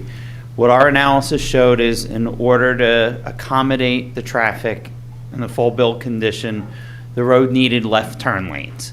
And the simplest way to provide those left turn lanes would be to take parking. If we were to provide the left turn lanes and the parking, that would mean more asphalt, which presumably would mean pulling the curbs back and taking people's front lawns. But generally speaking, the requirement was if we wanted to improve traffic flow, we needed left turn lanes. So I just want to clarify that it's the taking the parking is a consequence of the left turn lanes. Your plan eliminates all convenient parking for all the homes and businesses from Walnut to Bloomfield Avenue, even a little bit further past the restaurant that's on the Elm Street side. Yeah, I was right? just going to say that has a very active restaurant there that has some parking nearby, the So No where, Chesney and what Columbia. happens to all of that convenient parking that's available for all those homes and apartment buildings? They have to go park somewhere else? Is that the solution? Yes, that's Okay. the other, I mean, your choices in that regard are live with the reduced levels of service or provide the left turn lane, and providing the left turn lane at the very least means taking the parking. We're not saying it has to be one or the other. The answer was in order to improve the traffic flow on Grove, we need left turn lanes. Those left turn lanes have to come from somewhere. And the simplest way from an engineering perspective would be to take the parking, because otherwise we're widening the road even further. So it is one or the other. You said it's not one or the other, but it is one or the other. It is one or the other. You're either widening the road or taking the parking or living with the traffic. Oh, you're not recommending one or the other. I see. Okay. Okay, there's but another those are the solution. options. I see. There's another solution, and that is to decrease the bulk of what you're doing, and that would also reduce the traffic issue. The one thing that never gets mentioned is that there is a at-grade railroad crossing on Grove Street, and that the traffic flow is very much interrupted every time a train comes through. And that when we increase the amount of buildings and traffic, we've also already got that to contend with, so. And that was part of the reason for the need for the left turn lanes. When we looked at our simulation models and had traffic backing up onto the tracks, that was part of the reason for the left turn lanes, to give more capacity at the intersections to keep the queue from backing over the railroad tracks. So what about, how come you didn't give the site credit for what it had been before and the traffic that it generated historically? Well, and the short version is that was not the task we were asked, but in general, looking at it from a general perspective, that would change the no-build way we look at existing conditions, no-build, full build. I'm sure you've heard from every traffic engineer that's ever come in front of this board. That would move the no-build percentage, meaning comparing if you do build the project versus you don't build the traffic. That doesn't change what's needed in the final case. When we're looking at the full build, is if they put the whole development on the road, what does it take to fix the traffic problems that it causes? Now, if and when this were to come to site plan and we're looking to only have them offset their no-build traffic, that may mean they don't have to build it, but build left turn lanes, or they can come up with some other solution, possibly changing the size of the site, possibly changing the access. Those are all other options, but we looked at it as if you build the entire development, what improvements are needed so that traffic flows safely and efficiently. Why is this only coming up now? why didn't this come up in the first round? I mean, nothing, it's gotten smaller since the first round, and yet only now are we talking about taking the parking away? That was all made, the parking to Grove Street, that was all done with the initial traffic study In February, yeah. back in February. January and February. It was done after you did your report. Right. Yeah, we Well, didn't we have did the this- traffic study then. But that's what I mean. is, Right, In other yeah. words, because I think, I mean, I think this is going to sneak up on the constituents in a way that the train may have left the station before they can really get organized to say, whoa. And this isn't new. I mean, this is, we're always going to need to figure out some way to make the traffic around this go, and only after the planning board got this the first time around did people start kicking around the notion of taking that parking away, and that strikes me as, I mean, I'm not saying it was done deliberately, but the timing is unfortunate if you're impacted by this. Mr. Fishinger, how many parking spots would be removed if the parking was eliminated on Grove in that section? I don't know the number off the top of my head. I'll need to pull my, Okay. get my file. Would you say that the estimated 840 parking spots is constructed in the Lackawanna Plaza redevelopment plan? Would you say that more than is sufficient to account for that lost parking? No, Not I the mean, convenience of it, not the convenience You know of the it. old line about a recession is when your neighbor loses his job and a depression is when you lose your job? If it's in front of your house, it doesn't really matter that you can find a great parking spot quarter think mile it's- away. I think it's important to consider that it may be in front of your house, but it is public space. It is not private space. That's township space for residents. The master plan says you cannot impact the residents. So we're Quality judging of this life. against the master plan. The master And- plan says you can't do that. So there you go. The master plan also encourages development in account of the infrastructure and amenities available in a particular area. Lackawanna Plaza is in an area with rich transit access, numerous roads, substantial amounts of parking, and there's only going to be more. I understand that having a parking space on the street in front of your house is an amenity, and it's wonderful, but that's public space. And Well, if it's I, as a necessary person who to live- ensure that traffic moves safely, that may be an accommodation that we need to make. I also think it's important to consider that we have spent a lot of time discussing what we're going to do with those dang cars and not with the people. And by removing some of the parking requirements, which, correct me if I'm wrong, Ms. Talley, are basically pulled from township zoning. They were not amended for this master plan, or The this only- redevelopment plan. The parking requirement for residential was added, because that's not, we're not doing RSIS, we have our own residential requirement, but the other parking requirements were basically match what's in our zoning ordinance right now, So we're other than the shared parking approach.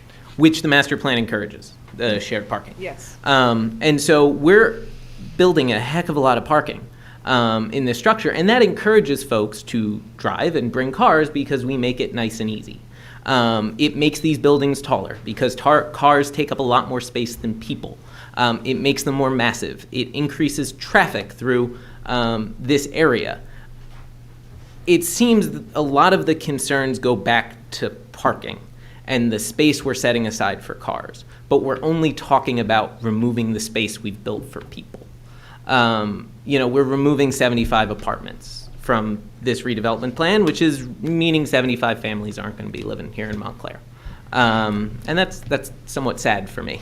I think we really need to look at limiting the parking requirements because it accomplishes many of this board's goals at the same time. It limits vehicular traffic, impacting the traffic studies. It limits emissions and pollutants, and it limits the impact on the neighboring community. So I really think we should focus there if we want to have substantial impact on making this plan fit more in with the neighborhood and character of Montclair Center. But Mr. Neiman, you said that it wouldn't impact the surrounding neighborhood if we eliminated parking.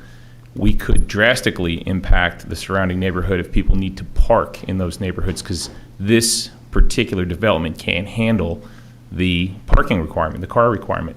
We're being asked to reduce parking without any real data, any real basis for determining that we won't need that parking. We received information regarding the usage of a similar type of development, both in Morristown and I believe one here in Montclair, that showed that parking minimums were in excess of usage for the most part. And I think it reflected that, no redeveloper is going to want to build a structure that's not going to be able to meet the needs of the people using it, because then they won't make money. Of course, but we also risk impacting the surrounding community, overloading them with cars, and 2 studies are not going to convince me that it's time to completely toss our parking requirements. It would take a lot more to convince me that we're not that we're in a position to eliminate that parking. I'm not suggesting eliminating any requirement for parking. I'm suggesting scaling down the requirements for parking because it meets many of the goals of the board and the redevelopment plan to ensure that it's a plan that is going to have a minimal impact on the community with regards to bulks and heights, which have been a primary concern amongst many folks regarding the plan. So I I think one way we fulsome, can, sorry, I do Chair. think one way that we can scale down the parking is to scale down the density of the people. So I don't think, I think it's a combination. I don't necessarily disagree with what you're saying. I don't know if that's the focus of it. I think it's an element of it. I also think it's an element that we don't want to impact the surrounding neighborhood in a way that's detrimental to how they live. And I don't think it's, personally, I would personally feel it would be unfair if somebody told me, hey, we're taking away all the parking on your street and you can go 2 blocks down and park in some structure and maybe have to pay for it, I don't know, Or is it even available? Yeah. And that's the other thing, you have these cars, they don't have enough parking in the area. They're driving around looking for spots, the fumes, the pollution that this causes. That impacts the neighborhood as well. FedEx And I also think that there are FedEx also and other Amazon ways. trying to deliver on, your traffic lane is right at the curb, so any FedEx, any delivery is going to stop the traffic right in Grove. Right now, they've got that parking lane to be able to park their truck and deliver packages. The world is headed that way, and your traffic plan doesn't really say anything about accommodating deliveries. I also think, I'm actually surprised that you would say what you said, given this, we're just amateurs at this, and you're recommending not having parking on that street where there's such a need. You just have to drive down and see. There's big apartment buildings, there's Well, Amazon, I there's mean, UPS, I mean, come on. And I want to be clear, our report recommended to improve the traffic flow, we needed left turn lanes on Grove. and he's right about that, but here's the thing. Very narrow point of view when you're looking to try to No, but solve he's- our It problem. But he- no, he doesn't, he It doesn't he fit was, the master plan to do that. he was given a task to, Right. he was given a problem for which to solve, and he came up with the solution. Right. I'm with you, Well, man. I mean, Can I, but Joe, I have I'm going to interrupt and say I came up with a solution. Right. Right, because you said there's either this or that. It's not. There are other options. He alluded to one where they widen the street.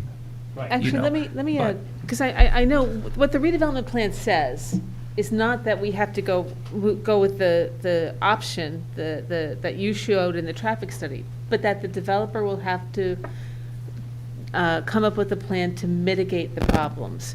So the issue is traffic flow and left turn lanes. Well, the way we've designed it in most streets in Montclair is you have the left turn lane doesn't extend all the way down the street. So you Right, have the way parking- that they did it at the intersection of Claremont Right. and Grove, they just put the left turn lane at the end. Right. So you don't necessarily, and the offshoot of that is that you don't eliminate all of the parking. Exactly, You you might lose have some parking, spaces. you might have eliminated in certain sections, you'll have it on the other side of Yeah. the street. Well, And and again, that's another possibility. Right. But I think getting back to what we're talking about here is that we don't have to resolve the issue.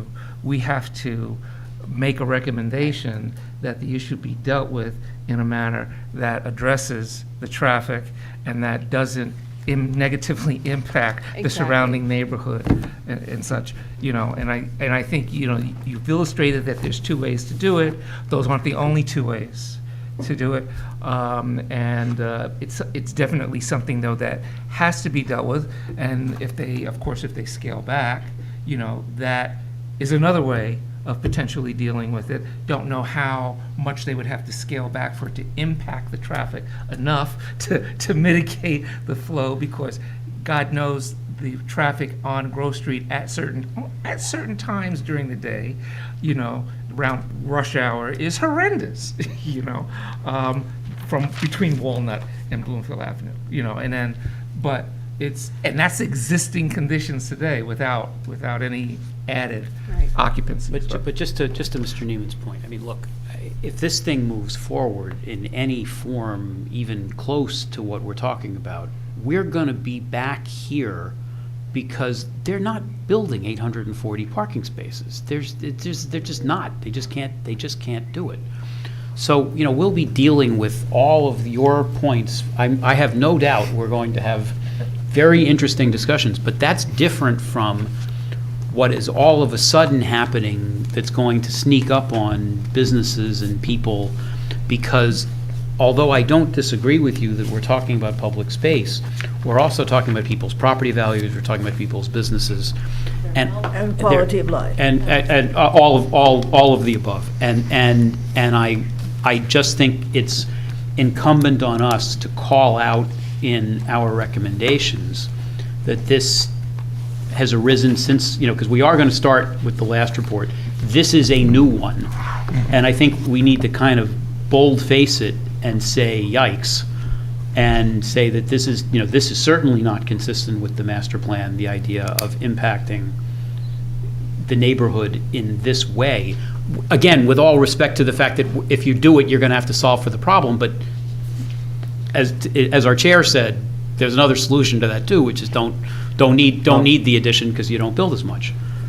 I would like to just clarify, when we looked at that alternative, once we identified how long the left turn slots have to be and how long the tapers need to be to meet current design standards, there just wasn't enough space to still provide parking from a practical perspective, because the left turn lanes at the various intersections came very close to each other, and by the time we would widen the road out for 3 lanes and then neck it back down to 2 and then widen it back to 3 for the next intersection, we didn't have enough space to provide parking. Now, that doesn't mean that there aren't other out-of-the-box solutions.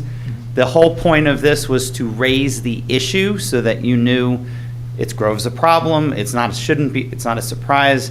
Mr. Chairman, as you pointed out, it's a problem today. And identify, well, this is what can be done. Is there another option? I'm sure there could be. Could it be prohibit all left turns and have everybody drive around the block? That's another option. Right. It's not an attractive option, but that is another option. Or I've seen in other towns where the town will acquire individual properties and put small municipal lots in the neighborhood in lieu of providing parking on street. There are other options. I don't know that it's at this point it's to find all of them. It's to raise the issue and say, well, this is... Because we don't have to find the options. We have to identify, really, I think, we have to identify what the problem is and state that it has to be dealt with in a way that's going to address, a number of issues. But in your report, you called out, I think, 2 turns or 2 intersections that were problematic that created the need for this design. Can you give us an idea of what the severity is of these, 2? I think they went from D to F or something, or E.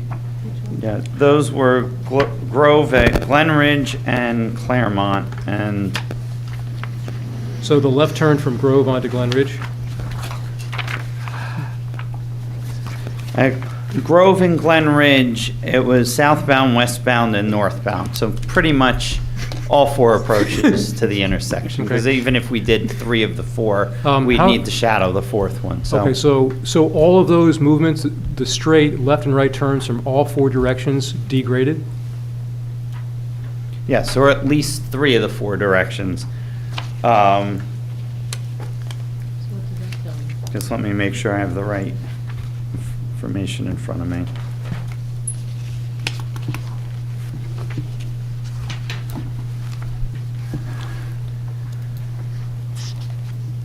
So what happens in Grove and Glenridge in what's considered the full build, the eastbound left is the worst of them. That goes to an F with over 200 seconds of delay, and I'm looking at What is it the- now? At the no build, it's a 26-second C, so that left goes from okay to miserable. 26 seconds versus how many seconds? 219. Okay. Which turn was that? Westbound went from 18 to 62, and northbound and southbound stayed relatively the same. Keeping in mind that when we start looking at improvement scenarios, we look at changing the signal timing and the phasing to improve it. And again, also, we looked at how far those left turns were going to back up to whether or not they were going to impact the at-grade crossing, or whether they were going to start spilling back into other intersections. That's surprising, because I thought that the traffic impact would be less, notwithstanding the fact that you didn't give the existing traffic that it generated before some credit. That's actually worse than I thought. I thought that maybe there were only minor, degradations at intersections that the project would cause. Is there any reason why you didn't address the left turn onto Clover Hill Place coming from the east? If you're coming across Pine Street, going to the west on Claremont, a quick shortcut to avoid Grove Street would be to make a left turn down Clover Hill Place and then a right turn on Glenridge Avenue. But you didn't study that. Is there a reason why? We did have it as a study location, though we didn't have significant significant delays at that intersection. Well, but you will. I mean, people, They pick quick nature places. abhors a vacuum. People are going to find a way, and they're going to find that way in other streets, for better and worse. Well, and quite frankly, when we load the traffic onto the model in the way it wants to go, the shortest path or the most direct path, and then try to mitigate those options so we don't cause traffic to reroute and go to other intersections. That is, quite honestly, a potential. If you don't make the improvements, that's what's going to happen. Those cars are going to find another route. I just, summing this up, it just seems to me that under another approach, you start with, if you build something this big, this is what we're going to have to do on Grove Street in order to accommodate it. And we didn't do that. Instead, we were presented with a plan, and then only after the first round with the planning board did the council say, hey, what are we going to need to do? And then they did this, and it's sort of... Well, I think there's a reason for that, and that's because we had something fully developed there, and it worked the way everything was. But now the plan is to put something that's way bigger than what was there, so then that triggers the new issue of. Well, I agree with that, but I think it's more than that. I mean, I think that a lot of things have changed in town since it was a thriving space. I mean, just the nature of life has changed. There's in terms more of traffic. Deliveries. There's more traffic. More was built in Montclair. There's more nonsense with Amazon trucks and DoorDash people. In other words, it's just different. Yeah. And this is piling on top. So I think that goes to to Tony's point about the credit for what used to be there. I mean, that was a long time ago. It was in the before pandemic times, which is like 100 years ago in Montclair years, and it's just different. Yeah. Before we go any further, we have an application, another application that's on, and it's almost 9:30. I don't think we're going to get to that application this evening, so I would like to give the applicant the opportunity to leave and come back for a priority spot, our next, at another meeting. Yeah, our next meeting is October 3rd. Thought it was pretty ambitious that we. Maybe it's October 2nd. Wait a minute. Let's find out so you can make the announcement, so they don't need to notice again. It's October 2nd. Thank you, Mr. Chairman, for letting us know and giving us the opportunity to leave, although the discussion has been very interesting. You're welcome to stay if you We want. happen to have the smallest redevelopment project.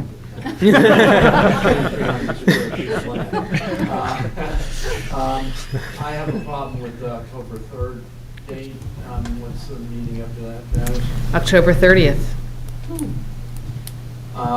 Let's do October 3rd, and I'll work out my. Or it's October 2nd. 2nd actually is October the 2nd. Monday. First Monday in October. Yeah. Okay. Okay. We can send any necessary extension. Very good, okay, let me just make the announcement. Supreme Court will let you off. Let me make the announcement for your benefit as well. All right, the matter, you are Pine Street, give me your street address? 131 Pine Street. 131 Pine Street, which was originally listed for tonight. Obviously, we're not going to be able to get to the application. The matter is being carried to October 2nd, 2023, which is a Monday night, 7:30. The applicant is not required to give any further notice, so there will not be certified mail sent. There will not be publication in the newspaper. This notice is the sufficient notice. Thank you. And is there anybody here on the Pine Street application? Okay, thank you. You have to build 840 parking spaces. It's going to be a very tall but- deck. 2 bike spots, though. so That that's does bring nice. to mind to me, if you go down Glen Ridge Avenue to Pine Street is a very narrow street that also has a railroad crossing. And talk about spillover of cars into that area. It's, you can hardly get by now on Pine Street with 2 cars because there's parking on both sides. So I don't think the traffic engineer studied anything to do with that site, did you?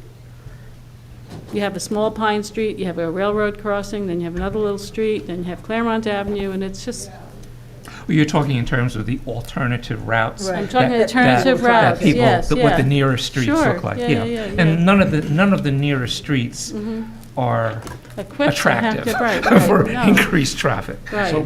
They're hard enough to navigate as they And are. we should be protecting them, is my point, yeah. That's So part of the the master neighborhood. plan major objective, that Yes. we would protect the quality of life in the neighborhoods. And So- this is certainly not in keeping with that.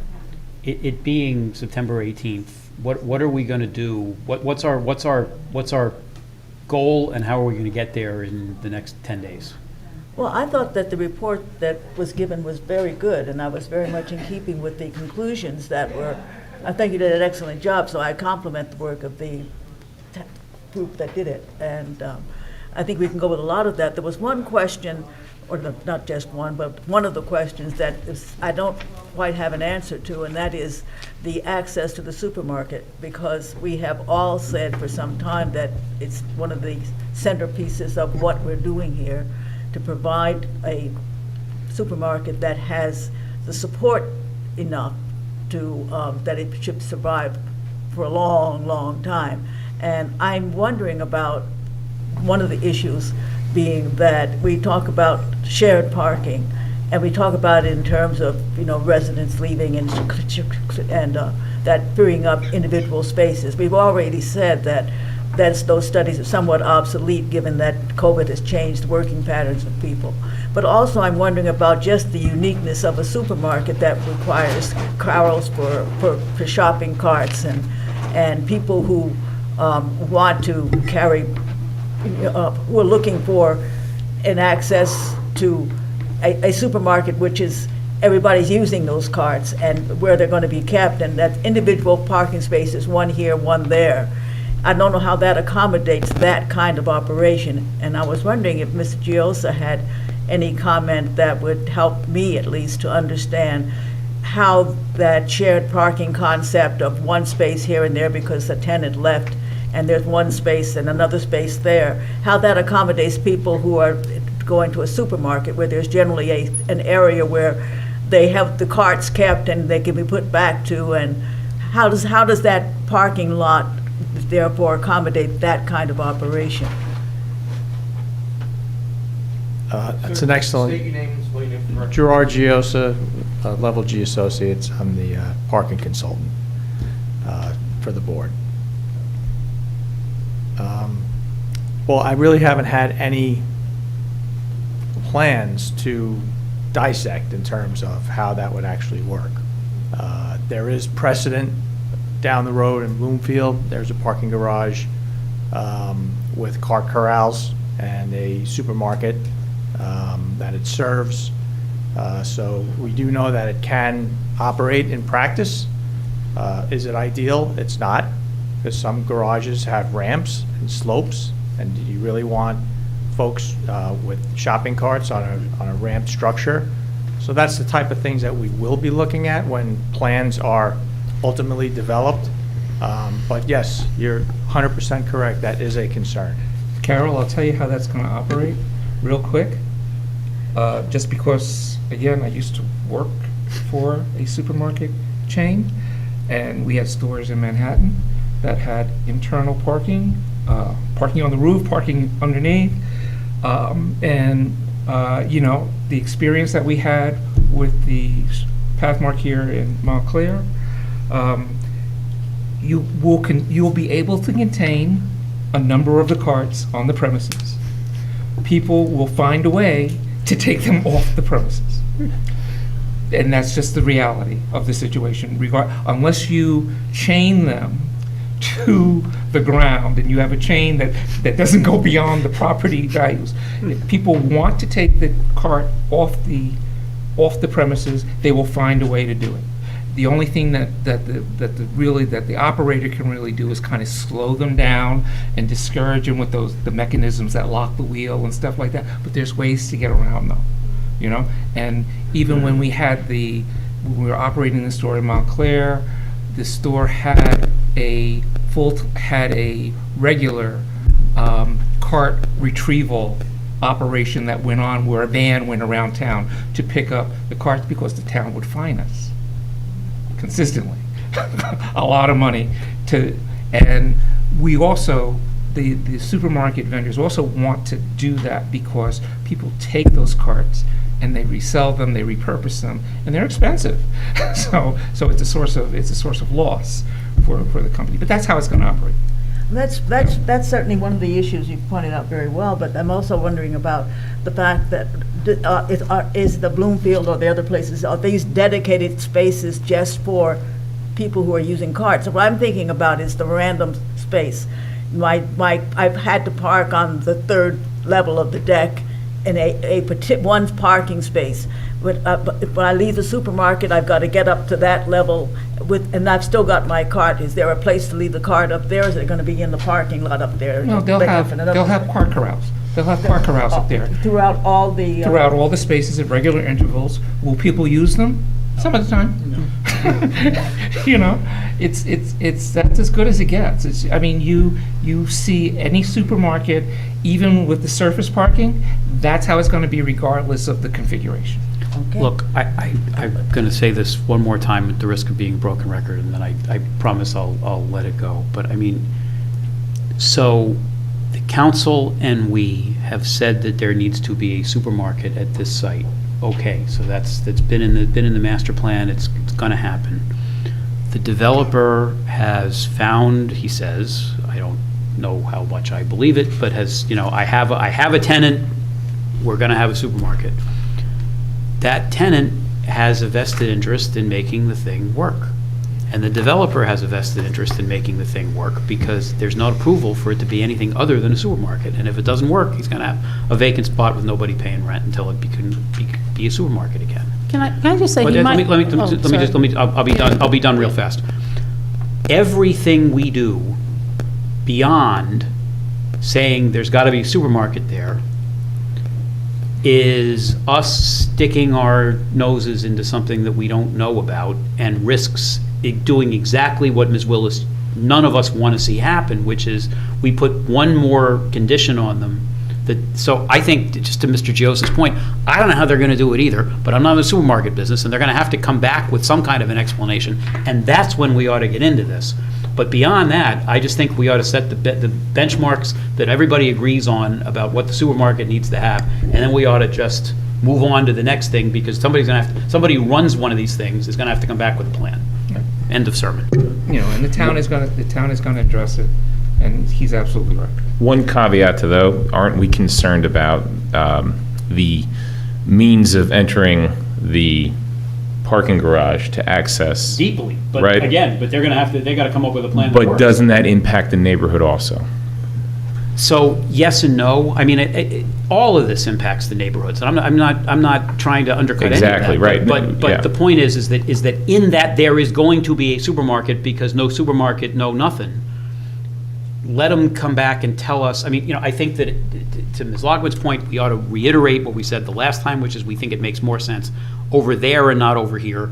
They'll respond to that, and whatever they decide is the plan, they're going to have to figure out a way to get people in and out so that people want to come back to the supermarket over and over again so that it thrives and it doesn't fail. And I don't know how to tell them to do that. Fair point. Mr. Giosa hasn't looked at it yet to figure out how to do it. Let the professionals do it, and then we can tell them what's wrong with it when we see it in a site plan. You But put an operating supermarket in that location, traffic is going to increase. It's inescapable, that is going to impact Yeah. the surrounding neighborhood. Absolutely, I'm just, So- I'm just wondering, Chair, if, there was a, recommendations that we can make for better means of ingress, egress into that parking lot for the supermarket. Well, But we There's only did, one way to get in. we did talk about the parking and the traffic and the recommendations that we made before. And again, that's why it's, we made certain statements where those statements addressed to the extent that they weren't addressed. I mean, did our opinions change?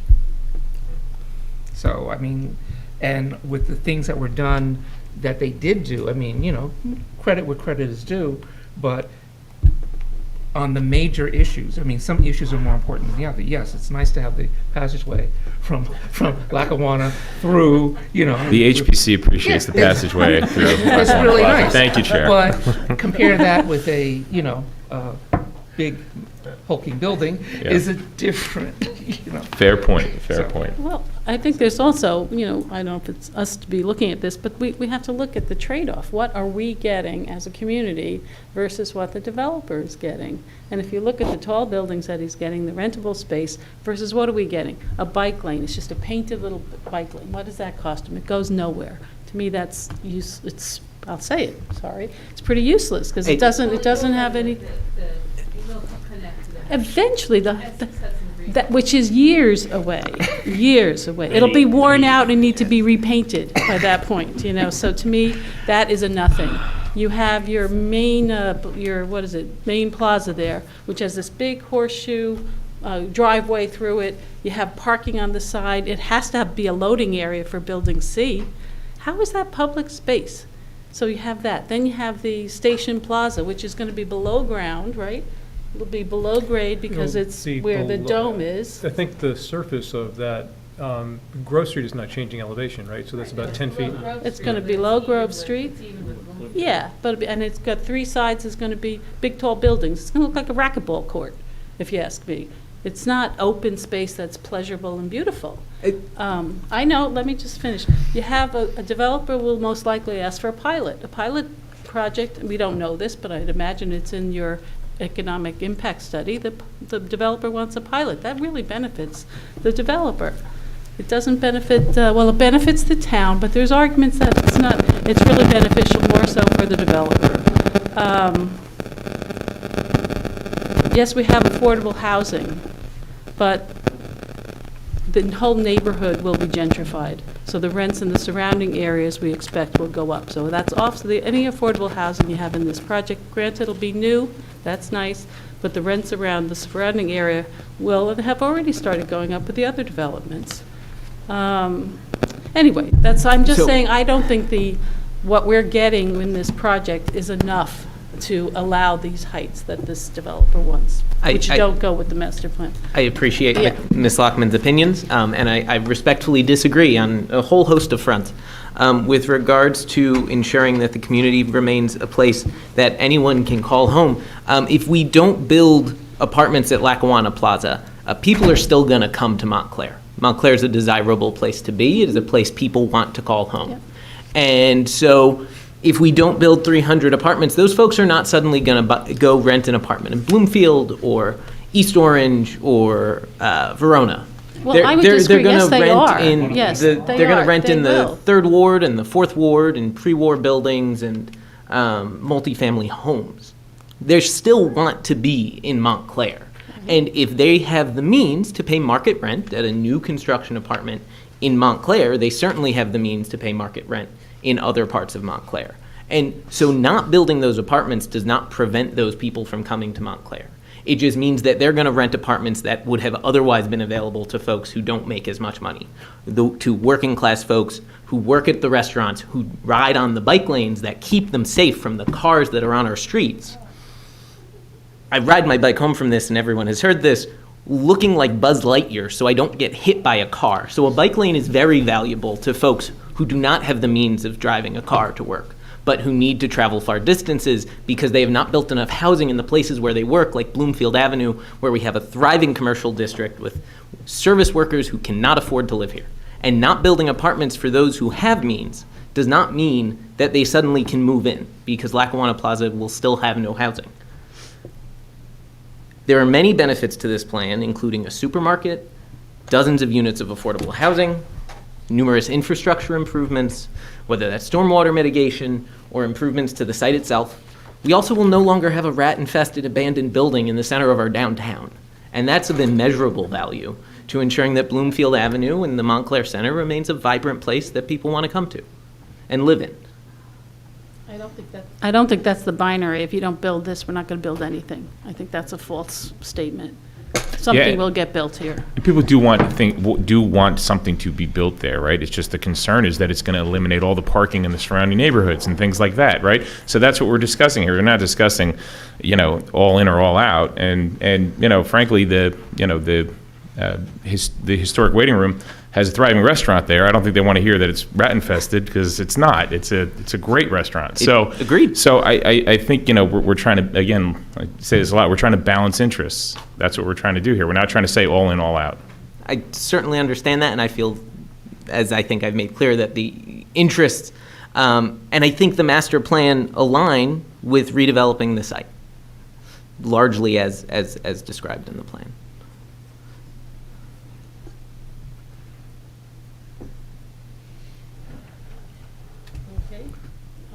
So where do you want to go from here, Janice? I mean, we can...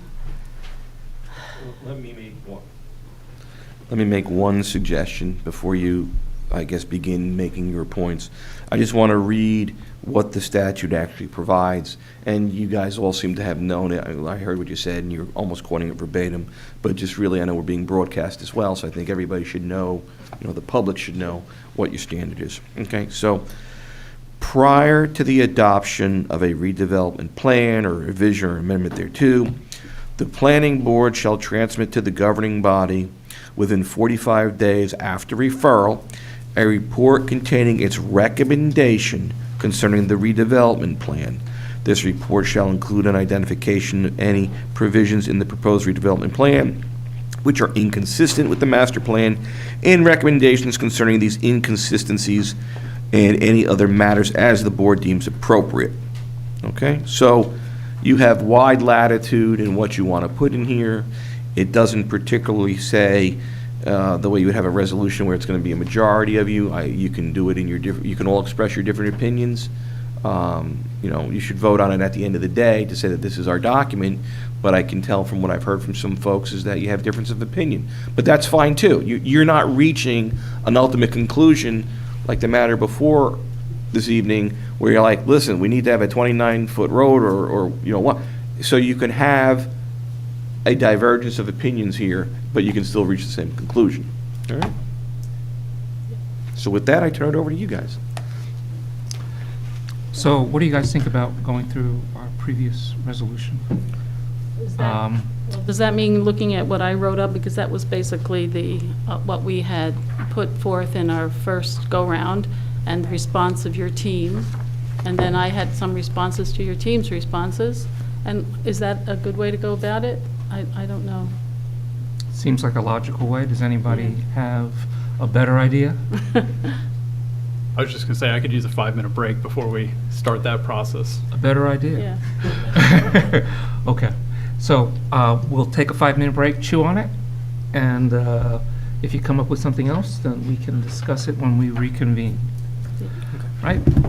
Thank you. I like your report, and I think it's good.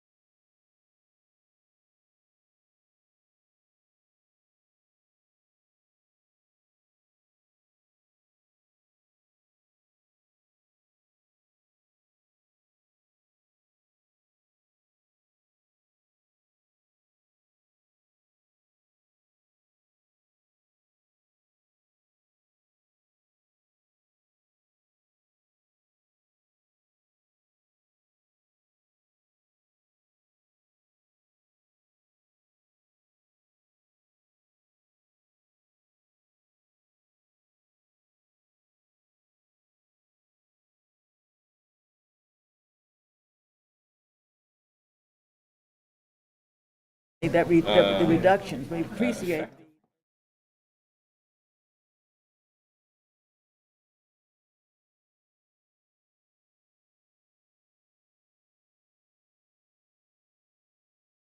The best thing is to, I mean, basically, Janice restated all our original comments. Overall, yeah. Right? And then they responded to all our original comments. They responded in italics, and I responded to her response. So do you want to just, I mean, Go go through to each that? of them, you know, and see what people say? Yes. I don't know, that's all I think that we sounds like can do, yeah. an expedient way to do Yeah, it. yeah. I think we're ready to go back on. Understood. And then the applicant's there, what do I do? Yes. Basically, you know, just, you know, what we decided to do is we're just gonna go through the documents. Can you count to 5? Recess is over. You're gonna get your gavel. He's got one right there. Oh, he's got one? I like the bell. All the tricks. I like the bell better. Yeah. All right, everyone, we are back on the record.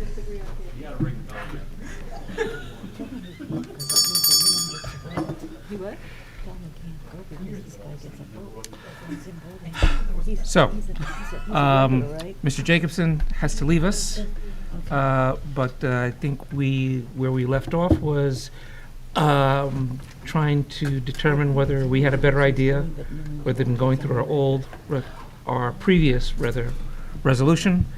We have what Carmel and company worked on in terms of commenting on that and feedback, so it seems like it would be logical for us right now to go through that, see where we stand with respect to the comments.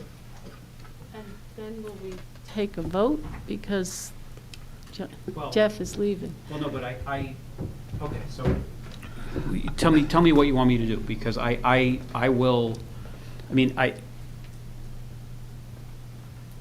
I've commented on all of the areas that are covered in the report.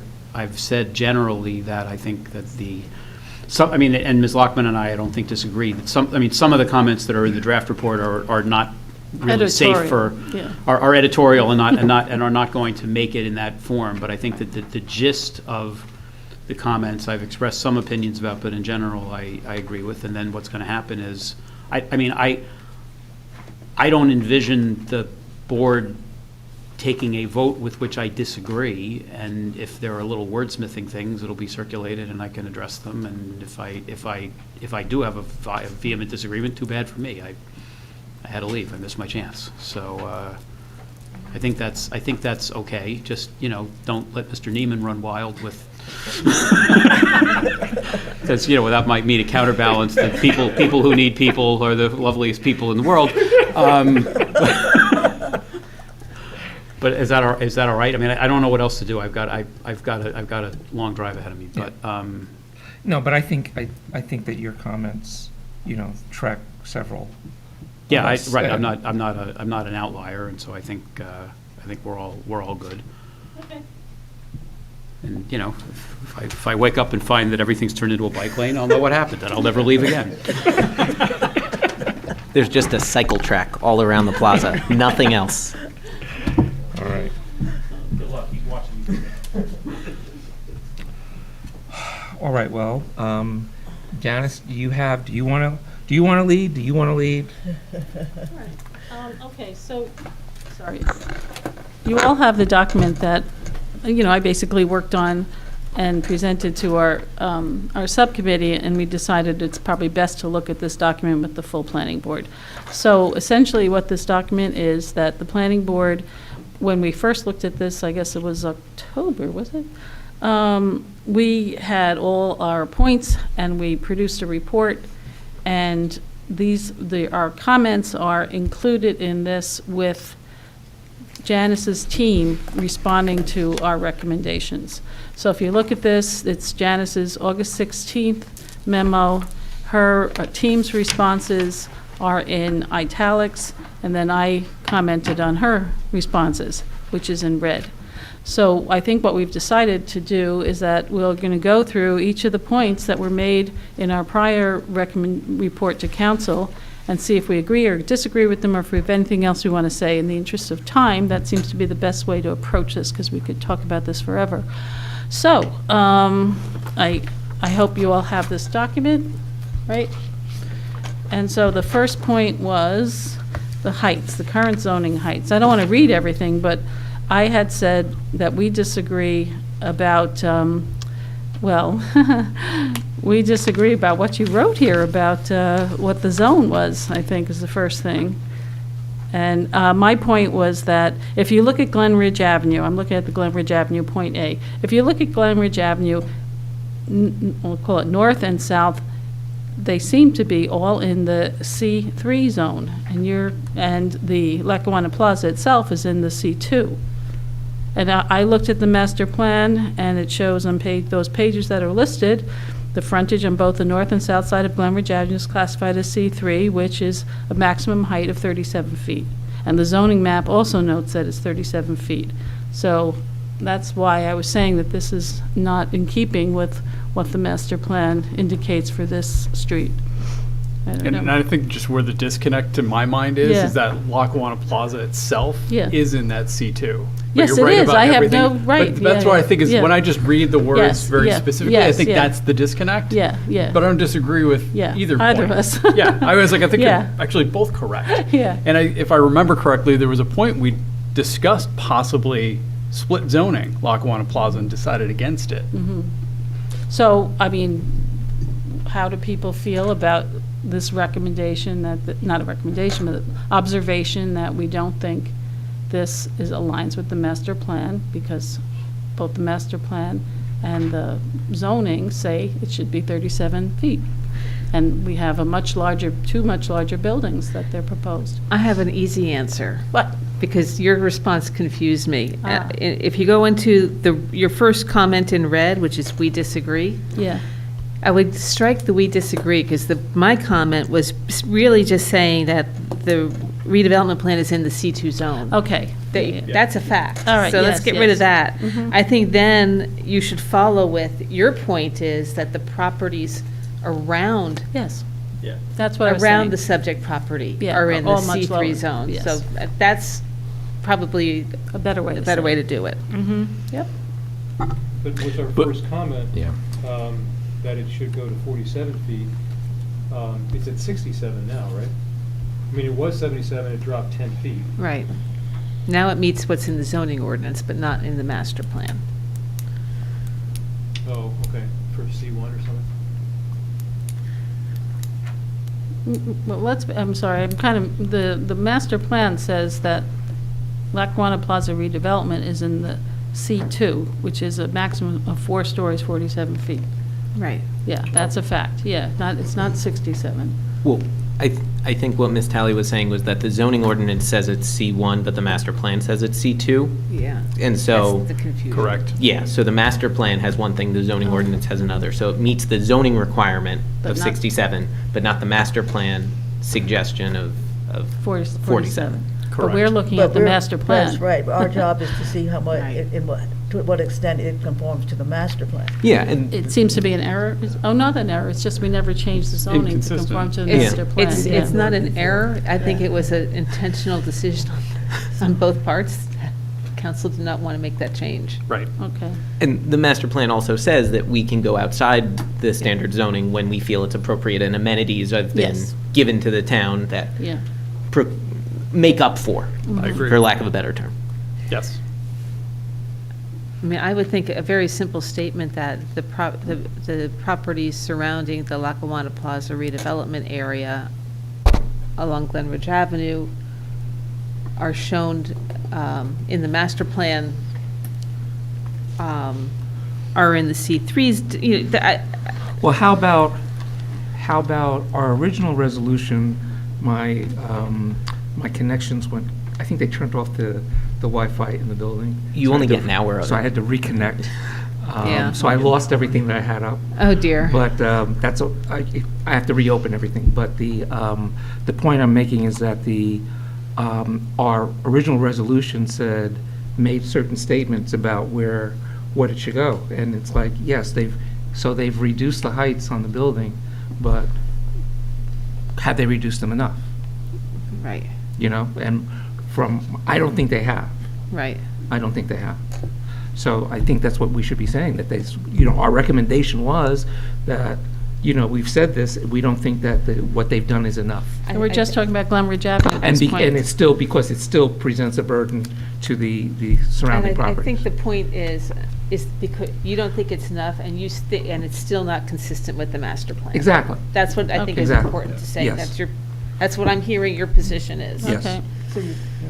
So how deep would that restriction, because it also fronts on Bloomfield Avenue, which has a different height, how deep would that be? Oh, after the first 100 feet of depth?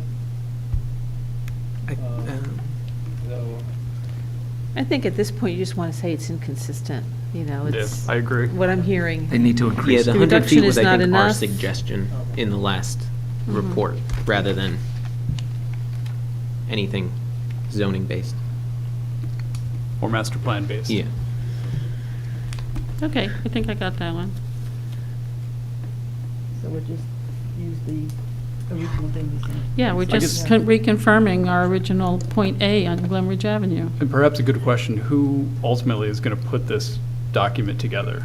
But I wanted to know so that Yeah. whoever is doing it has the right notes and it feels comfortable at the end of this process. Right. That's what I want to ask now. Is I- it Ms. I Lockman? Is it think- Ms. Talley? I think it's me, yeah, which is fine. I mean, I can also listen to the YouTube. Okay. But, yeah. Whoever it is, Yeah, yeah. I'd like to make sure that Yeah, yeah, person's yeah. comfortable with Yes. the directions of the board. Yeah, are you comfortable with that, Janice? Because it is the planning board's report, and I think we wrote it last time. You did? I did, yeah. Okay. Okay. So are we on to B, the Bloomfield Avenue, on page 4?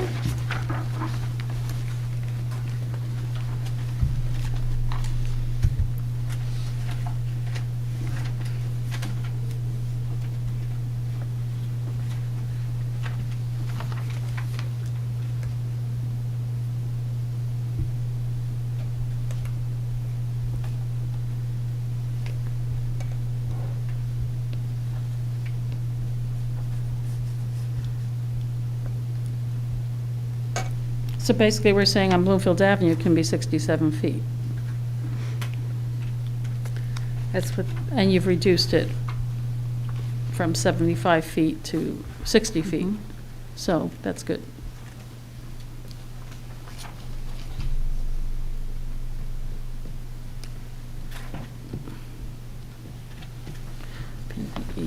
So we're saying that plan conforms, that change conforms with the master plan? Is that what we're saying? But For isn't- building is- D. For building but- D, But not yes. the other buildings. But not the other ones, Yeah. yes. But isn't the whole property in the master plan called out as C2? Yeah. So wouldn't that still be inconsistent to some degree? No, you're right. Because it's currently zoned C1, but the master plan calls for it to be C2. Yeah, so then, So I think, while it's consistent with zoning, it could be seen as inconsistent with the master plan unless you want to talk bonuses Yeah, for I mean- amenities and things like that. It gets back to, I think, the earlier question of, is that enough amenity? Yeah. That's the To, question. to say, yes, this would be acceptable. and what Right, was, which I think we addressed. C2 was 47. We addressed later in the original report. Okay. Okay, so I think I know what to do there. Well, what did we? Well, I did mean, we determine that? Yeah. where the changes that were put into place, we give credit for where the changes I are see. put in place, but Yeah. at the end of the day, because it's not enough, it still doesn't, Does it's not still out of conform. line with the master plan. Would it be something like, while the 60-foot building height is still inconsistent with the master plan zoning of 47 feet, we appreciate the plan's accommodation to the lower scale of development in this area, and the accounting of that the 60 feet reflects, or something to that effect, right? That's kind of what we're, That it reflects, at least an attempt to meet the Yeah. existing zoning, if not the Well, master plan yeah. itself. I think, maybe I'm putting words in your mouth. Just a point of correction, building, at the bottom of page 4, where you say a good portion of building D also abuts the Montclair Mews. Building D actually abuts the Matthew Carter Apartments. Oh, it's the wrong Yeah, reference? it's the wrong, Yeah.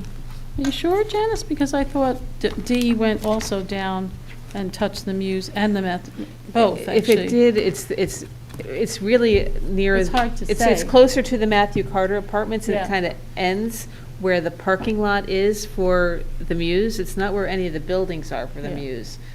But it's So- one continuous wall. We've heard that it looks Well, like it's one building. It becomes building E. Yeah? You said building, if you wanted, Yeah, it's yeah, building yeah. E Okay. is the one that's next So, to Montclair Mews. I should maybe change that then, you're saying to Matthew Carter. Right. Okay. Maybe you can say a good portion, not building D, you can say building E, Building E is, but building E was reduced to 60 feet. okay. Okay. So just trying to get the Yeah, numbers yeah. correct. Thank you. Mhm. So I apologize. No, The 2023 final plan, the master the plan. Lackawanna Plaza is designated a redevelopment area. There isn't any, I don't see any zoning attached to it. What are you looking at, the Page zoning map? 113? The zoning map? No, you're absolutely right, I it mean, is. the Yeah, yeah. The Lackawanna Plaza district, It's the the- entire site, the colors are hard to. It's hard to read, but it's got a purple outline With with the stripes. stripes, meaning Yeah. redevelopment, so Well, there's gray. layers. It's a gray outline. Yeah, the redevelopment zone is like an overlay. It's an overlay, above- but it was never changed to the red. It was really the light purple. It was always Yes. 60, Yeah. it was always Oh. C2. It was always C4. It's, The C2 land use district. yes. Oh, okay. Yeah. Yeah, you have to zoom in, at least I did electronically, significantly Yeah. to see the Yeah. specific Which is- border of C2. Right, so it's the C2, which is the 4 stories and Yes. 47 feet. Right. Oh, boy. Are we on number 2? We're on, I'm just saying Well, that facetiously, go ahead. yeah, I mean, I would like to point out to the council about the height of the buildings in the immediate surrounding area. So I kind of like what I wrote about, we appreciate the info on the heights of other redevelopment plans. However, in the context of this plan, the buildings are much lower around it. We might want to just point out the heights of the surrounding buildings and say that the proposed heights don't keep in character with those buildings. You don't want to, we shouldn't give the specific heights? I don't know. I would, I think it's a helpful data point for Put it in? for the council. I Okay. would think so. If I'm putting myself in the council's shoes, Well- if I somebody would like says, to know that. sorry, Vice Chair, are we talking about the chart that's in here with the taller buildings, or are we talking Table we're about talking two. about surrounding? the next chart about the Table- surrounding. Oh, Table yes. two. Yeah, I Table agree with two that, is yes. red. That I Yeah, agree yeah, with. yeah. Okay. With the caveat, look, it was Google Earth tools. They may be off by a few feet Couple here and feet, there. but I double-checked it, yeah. Overall Yeah. appears Mhm. correct. Right, right. I mean, they seem reasonable even if you think about it. They I agree, look- yeah, even if it's yeah. off 10%. Yeah. Still, that's the point. Agreed. Okay, so, shall we go to, I had no comments about the mechanical equipment on the water towers. You did, you had more restrictive requirements now, so that's great, right? Shadows, we looked at that. You responded to our comment there, so that's fine. On to the bulk and the response, and that's where I did a table of comparative building heights, the October plan versus the August plan, and noted that there was only 5 of the buildings had any change. So I didn't feel like that was, in my view, that was such a great reduction. That's 5 of the facades. Yeah, yeah, Right. you have to look at them on what avenues they are on.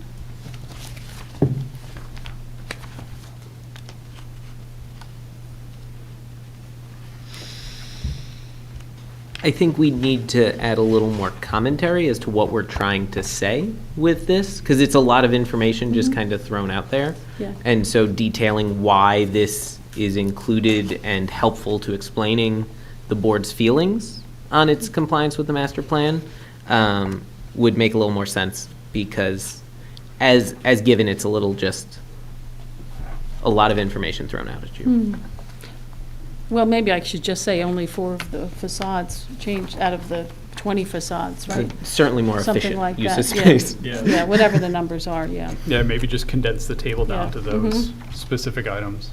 Yep, okay. Wait, you don't want to show the buildings that have not changed and what their heights are? I think that's an important data point, too. Because they're the tallest. Well, you could make a range. You could say the buildings run from 89.5 feet down to 60 feet. And however many. It's 5, right? Mhm. It's 5, right? 5, is it? 1, 2, 3, 4, yeah, 5. 5 of the, 1, 2. I don't know whether we really need to condense the tables. You don't think so? Well, have a vote. Do you want to condense it, or? do I don't think so. I But think you keep it. Keep it, and Yeah. just a little more commentary about why it's important? Yeah. I think it just needs context Okay. explaining what Yes. it's trying to accomplish. Yeah. Because yeah. Because I think the raw numbers, you know, Yeah. gives you the basis. Now, Yeah, they tell a story. That's- yes, I mean, the context basically is, they said they did a real revision, and in reality, it wasn't much of a revision, in size anyway. I mean, I don't know that that's fair. That's my commentary. 75 fewer apartments and Huh? 75 fewer apartments is a real revision. Like, Yeah. there have been significant changes. But the here. idea- It may talking not about- be to the scale that, the We're idea talking about behind heights, reducing, heights, we're talking about. reducing the height was because of bulk issues and that sort of thing. Yeah. Certainly. And even with these reductions, that issue still hasn't Yeah, been right. addressed. That's the, Yeah, that's yeah. the Right. context. That's the point, yeah, that make it, they're not, yes, they reduced the number of units, but. Okay, I'm good on that one. Density, I'm not comment is still valid about density.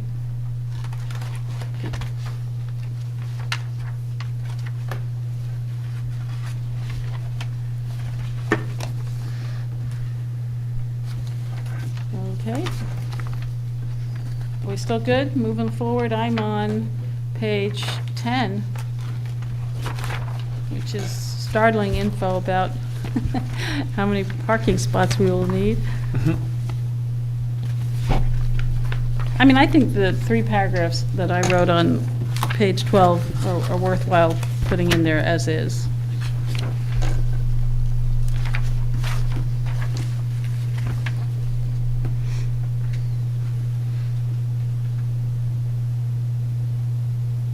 I think we also include, did you include it later, Carmel? The removal of the on-street parking? on the next page. It's on the next page, right? I thought I saw Yeah. that, yeah.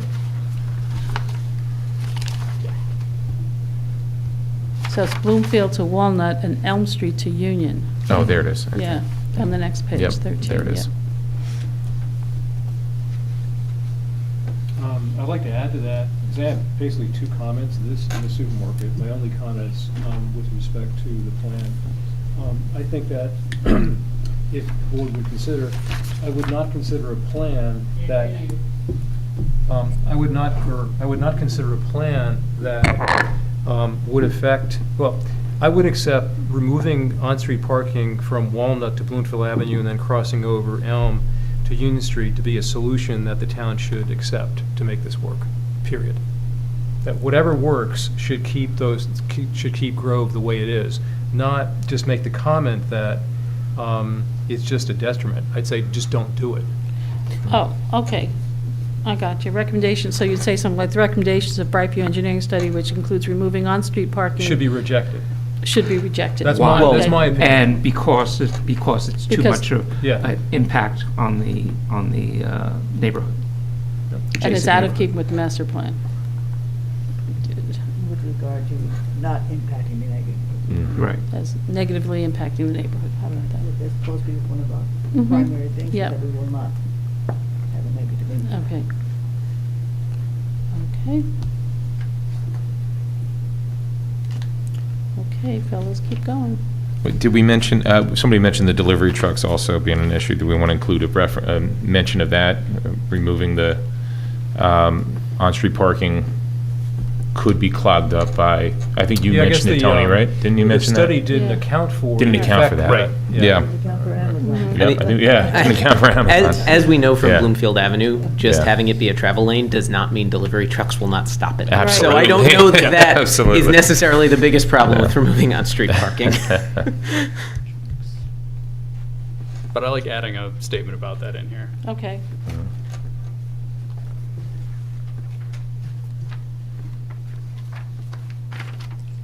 Okay, all right.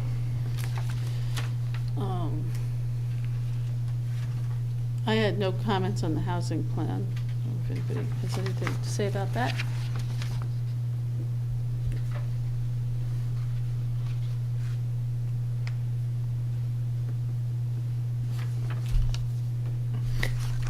I've heard discussions of some share of the workforce housing being set aside for veterans, and I wanted to understand if that was just discussion or something that was in the plan. Discussion. Okay. Yeah, David Cummings had mentioned 50% of the workforce housing there, for 5% Yeah. be set aside for veterans. But Your mic's off, Janice. It doesn't have to be in the redevelopment plan. If the council wants to do that, they can Certainly. make they it can do it themselves. in the redevelopment agreement. Yeah. I just wanted to understand where that was lying, Yeah. since it touched on that workforce housing piece. Okay. When you go to page 14, I was suggesting that hydraulic analysis should be reviewed by an independent engineering firm which specializes in water issues prior to the council adopting this redevelopment plan. But, you know, that's not what we said here. Yeah, did we? What did we say? Oh, we did, kind of, yeah.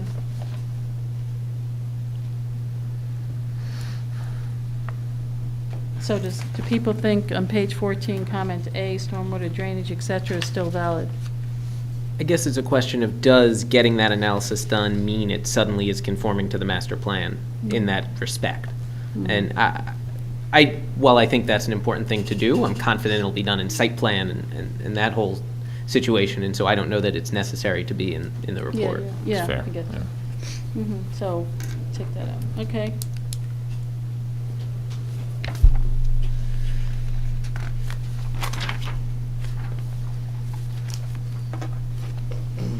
So both of those things probably on that page 14 can go out. Mhm. Then I have no comment on Tony's Brook.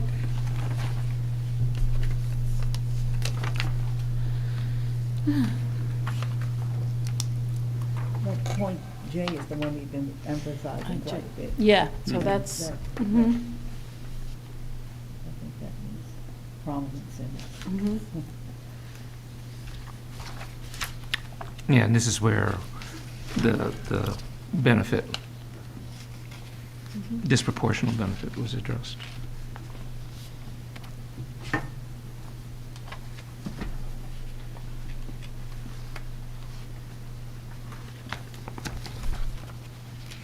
When we're writing comments in that speak about the height, would the board consider that? Is your mic on, Tony? Just to be sure. Yeah, when we're speaking about, before the comments about height, do you think that the board would consider having the west parcel be, because I think there needs to be a bit more density to this, otherwise it may not work economically. Do you think that the west parcel, given the way it's situated, could accommodate more density than the one that's near the Muse and the Matthew Carter? And if so, should we address that? I think it That- depends, oh, sorry, Tony, I didn't mean to cut No, that's you off. good. No, I think it can, given its immediate surroundings. You know, it's the post office, it's, the funeral home, post office there, you've got the Lackawanna Plaza Street. You got Union Gardens, Well, but that's further. a little further, but Yeah. There's a corner building that Mhm. separates the two, the. And Crane Park's between them. there is the karate place, yeah. Well, yeah, so Yeah. I would think that the height restrictions, if they were applied more to the east parcel, I'd be more in favor of, and then allow a bit more on the main plaza. And that was the original But I think- thoughts the historic buildings HPC on had. the Yeah, but I think the concern, and look, I know, we talked, we were lightly discussing that there are more important issues like parking and traffic and things like that, but the historic element is what gives that place its character, it's what draws people to that area, it's what's defined it for over 100 years. The reason why, the HBC would appreciate something like that passageway is because it allows for more of the stanchions, for more of the original view shed to come to light. But the concern is that, you just completely dwarf and diminish your, reason for that site existing for so long, putting that much bulk and density over there and adding even more now, because I think Building A is enormous, and it's over double the size, over double the height of that historic resource. I'm concerned you put even more, that it makes it even more diminished. And, not to mention, are there shadow issues with some of the buildings on Glen Ridge and some of the other areas that you create by adding even more bulk and height? My only thought on that is density doesn't necessarily mean more bulk and height. It could be There, a but- different configuration of the units, so, but. But how do you, At this point, I can't really say Yeah. one's better than the other. I respect that point, and I agree that you want to highlight our historic resources there. we talk about maintaining the character, I mean, that defined the character of that region, of that specific site. You don't like the city court building? I prefer the waiting room. I think it's fascinating. I prefer the historic waiting room, yeah. I think that the balance there goes to like, what is more in the interest, what is more in compliance with the master plan then, right? Is it preserving that historic resource or preserving the feeling of neighborhood character? But that should go hand in glove. That should go hand in glove. There's no reason why I'm it talking can't. about the other sides of each side of the structure, right? So if you were to shift some of that density, as Tony was saying, to the western portion, you'd be possibly lowering the heights on the eastern portion, and then it becomes a balancing act of what are you putting the weight on? I'm not putting my thumb on the scale for either end, but it all comes back to balancing that what is in compliance with the master Or is plan there a way to question. compromise it? Yeah. With design, so that so whatever you put, the density on that parcel is more towards Glen Ridge Avenue, and I guess that's the northeast section of the building, so that it comes when it's approaching, as that building approaches the station, it reduces in height, so that there's not Set back away from the station. Not such a contrast. My one question on that is, my general understanding is the use on the eastern portion of the property is primarily residential, whereas the western portion is almost exclusively commercial, as presently laid out in the plan? No, there's residential. There's on the residential, western okay. side. In Building B, there's some residential. Building B and the upper floors is residential. Okay. Building A and the upper floors is office. Do we know what the split is, the breakdown of 245 percentage? 245 units on the east side, 87 on the west side, I Okay. think. Can't be 87 if they're going to It's 300. 300 is the total, so. 65 and Yeah. 32, 45, It might be a or little bit 55. different than that. Okay. Okay, that's all. All right, boys, girls.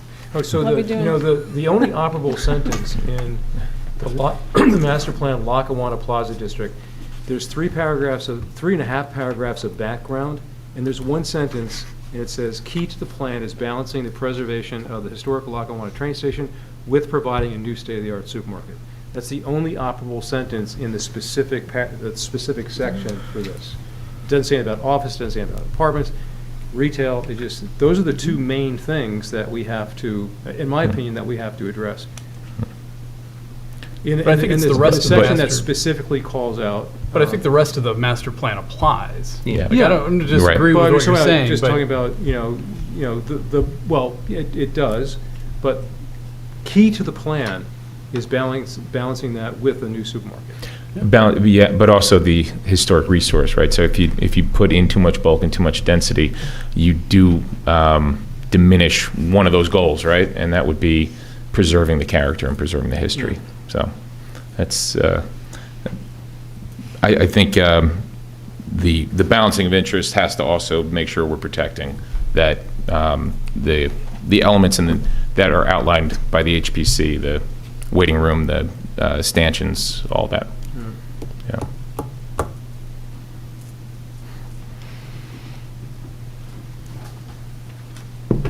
So Tony, you wanted to put in a line that talked about, that started this whole conversation. You wanted to add something in here about. Oh, well, yeah, the two thoughts I have are, don't screw up Grove Street, and then try for the same size as the path mark. Give us what we had back, 45,000 feet.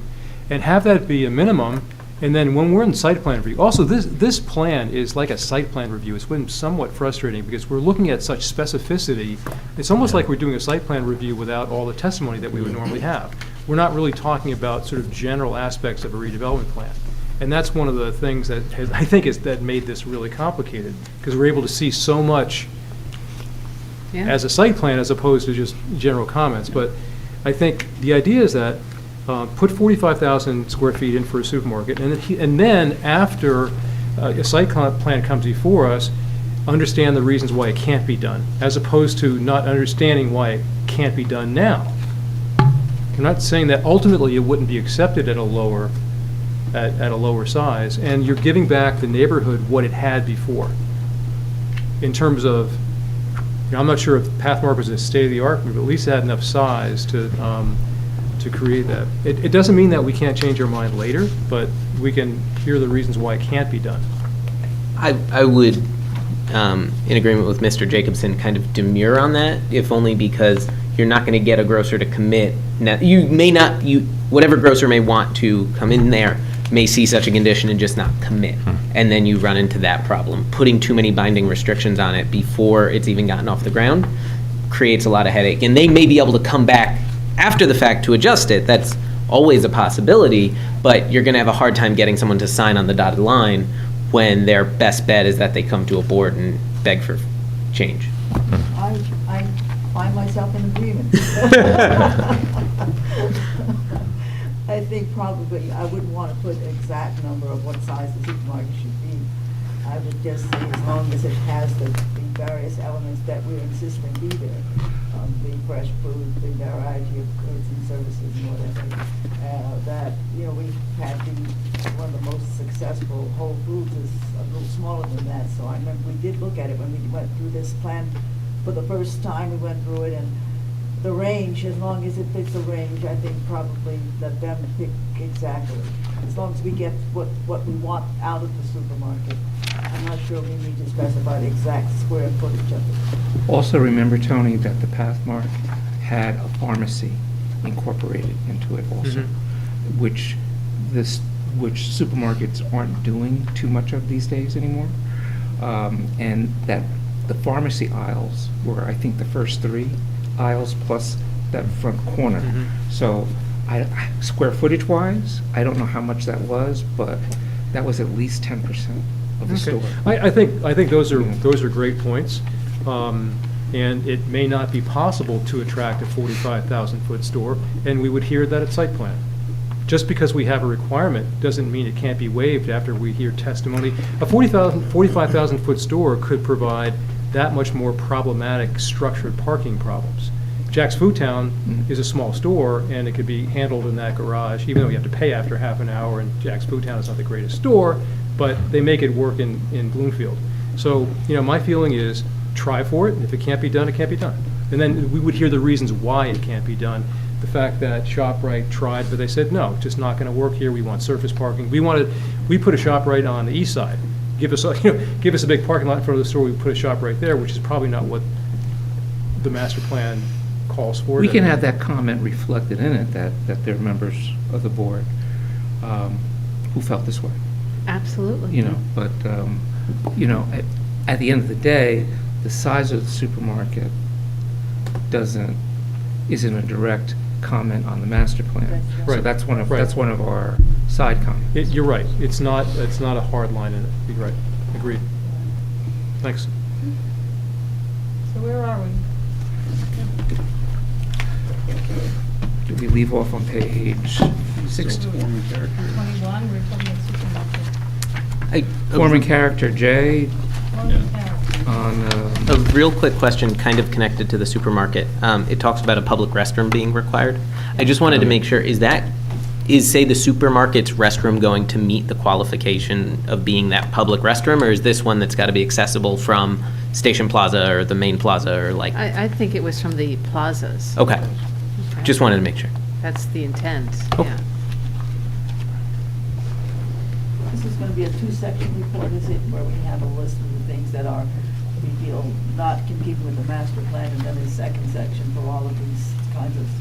Aren't you just more going to submit it esoteric in a format similar to this? Yeah. So that we have a part where we're really dealing with the specifics of Yeah. conflicts with the master plan, and then there's other recommendations. That could be the that could be the executive summary. Yeah. yeah, I mean, we That's a good idea. should start out with an explanation. We don't feel Yeah. master Just give them plan this. because of this, Yeah, yeah, this. That's Yeah. And that's then- what Right. I'm looking for. Right, yes, yeah, I think Yep. it's more of an executive summary, and then attach this. Oh, boy. Okay. We're halfway there, right? I keep sighing. I thought you were on page 22. Oh, I was still on 16, but, you know. Yeah. Well, this is extra long because it's got the old plan plus the new one plus the comments, but I don't think we're going to come up with this many pages to No, give to the we're council. not. By far. So the comments that are on, I guess we're, again, going back to, did we settle on J on page 15 of the memo, and actual comments were on page 16. Are Forming we good with character, those? you're saying. Yeah, right. Forming character. Are we good with the comments? I think Ms. Talley addressed the question about what's included in the open space and made clear that the private space such as that playground, which won't be accessible, isn't among that calculation. I guess the Right. only open question has to do with that slope easement, Yeah. and whether accounting for that in the public space is in keeping with the master plan or not. Right. I understand that slope easement had to do with maintaining the structural integrity of Grove Street. And the reason it wasn't on my, the survey that we had is because it's not well documented. It was in one deed and not in another deed, so it was never provided to us. So it's not for open space. It was really basically to maintain the structural integrity of the road. So therefore, it can't be counted as part of the 20%. No, Is it that- can be, if open space is open space, the structure, the slope easement. Well, why are we giving that The to? slope was, didn't mean that you couldn't build on it. Right. It just had to maintain. thought it You had to nothing to maintain do that with open slope of the space. truck Yeah, because yeah. they took All right. out, the trestle and they Okay. re-engineered Grove Street. But there is a rise there. Right. That has to be maintained in order to Right. join it from Bloomfield Avenue to Glenridge Avenue. All right.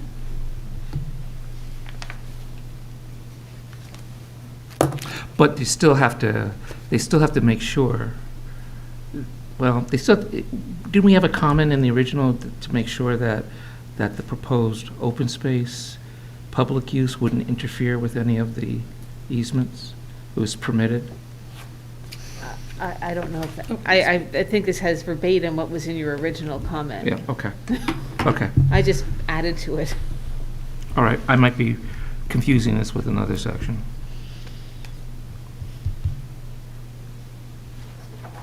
But the points about whether the amenities are proportionate to the benefit, I think those comments are good. I mean, they would go on like the executive summary opinion side of things, yeah. Yeah, because it's Might be majority. With a noted It is- dissent. I mean, we can note that others disagree with that. Yeah. Noted Oh, dissent, yeah. Right, Others, right. Well, Being some polite. members of the board. That's all. Yeah. You can do on a one hand and on another hand. Right. Some board members felt this way, However, some felt that. Like the Indian goddess, the multi-handed. There you go. All right. You know, I'm trying to get a handle about how to write this as everybody's talking. So, go ahead. And that you should get an exact calculation, because you can't tell us whether or not it's actually 20% what they're showing on there. Well, the 20% was it's like a bulk requirement. We didn't measure the open space on the graphics in the plan. At the end of the day, when they come with their site plan, they're gonna have 20% of their land But area. how can they give us these drawings of what these buildings look like, and then we don't know whether or not the depiction of the space in between the buildings is to scale, is accurate? I mean, no. No, give me a drawing. The drawing should be in scale, Well, perfectly in scale, and, you know, and I'll tell you what they sh- happened. I asked for the numbers. I never got the numbers. So we said, you know what, 20%, and then we came up with specific requirements for each open space area. I'm not gonna, it's not on us to try and measure what they Right. have on their plan. But they If should, it- no, but they should provide us with the calculations, though. Well, it was Right, asked for. That's what we're saying. They should Yeah. provide us with the And calculations. they will at site plan. They Mm. just haven't provided it to us as of now, as of yet. But I think the tough thing is, that's the implication, right? Is that if there's a requirement for 20% open space and there's a figure showing a bunch of open space, I think the implication is that it's 20%. And I'm not saying there's any issue here other than Yeah. information wasn't communicated, but I think that's what's implied. Yeah, it goes to Tony's point about this being kind of half site plan, half Yeah. redevelopment plan. Right. It feels like a site plan thing that is not before us because it's a redevelopment plan. Right. It's like a bulk requirement. And we said you have to provide the 20%. I don't know exactly how that calculates. Yeah, but you can't give us a drawing that's inaccurate, okay? Because that's misleading. Right. That's, you know, we're gonna look at that, because, you know, I have no idea until I see it laid out whether 20% is even enough. You know, what does 20% look like on this site? Yeah, what if that's 30% and everyone's happy with the way it looks now and all of a sudden site plan comes in and Right. it's Yeah, yeah, less, yeah. right? Right, what if I that, think- the little park, racquetball park, turns out to be really tiny, you know? Yeah. I think that would just be the challenge in managing an expectation. I mean, we do have minimum area requirements for each of the public open space areas. And I don't have them memorized, but for each one, it has to be a minimum of X square feet. But does what they depicted meet those minimums or exceed them? We don't know, right? Well, I didn't do the calculation to Right. take out the street, So, the so we want, roadways. we just want to know how do these fit? How does it line up I with was that? told, right, okay. You know, shouldn't be a heavy lift for them. They had to calculate it out, right? Yeah.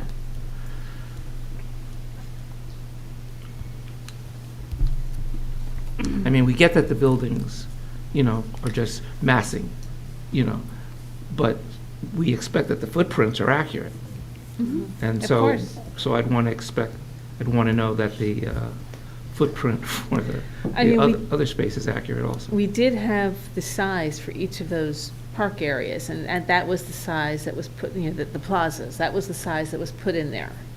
Okay, put in the redevelopment plan. So do those sizes amount to just 20%? They're probably slightly under 20% because there's some other areas that we're adding to bring it up to 20%. Well, that's, well, shouldn't we, be clear on that? Shouldn't it be clear in the plan? I What don't that is know. when they're illustrating stuff? I don't No? know, no. No? It's a plan, it's not a site plan, it's, I so I don't. understand, but if so you're there's a putting little- but if you're putting an illustration in anything, shouldn't that illustration be accurate?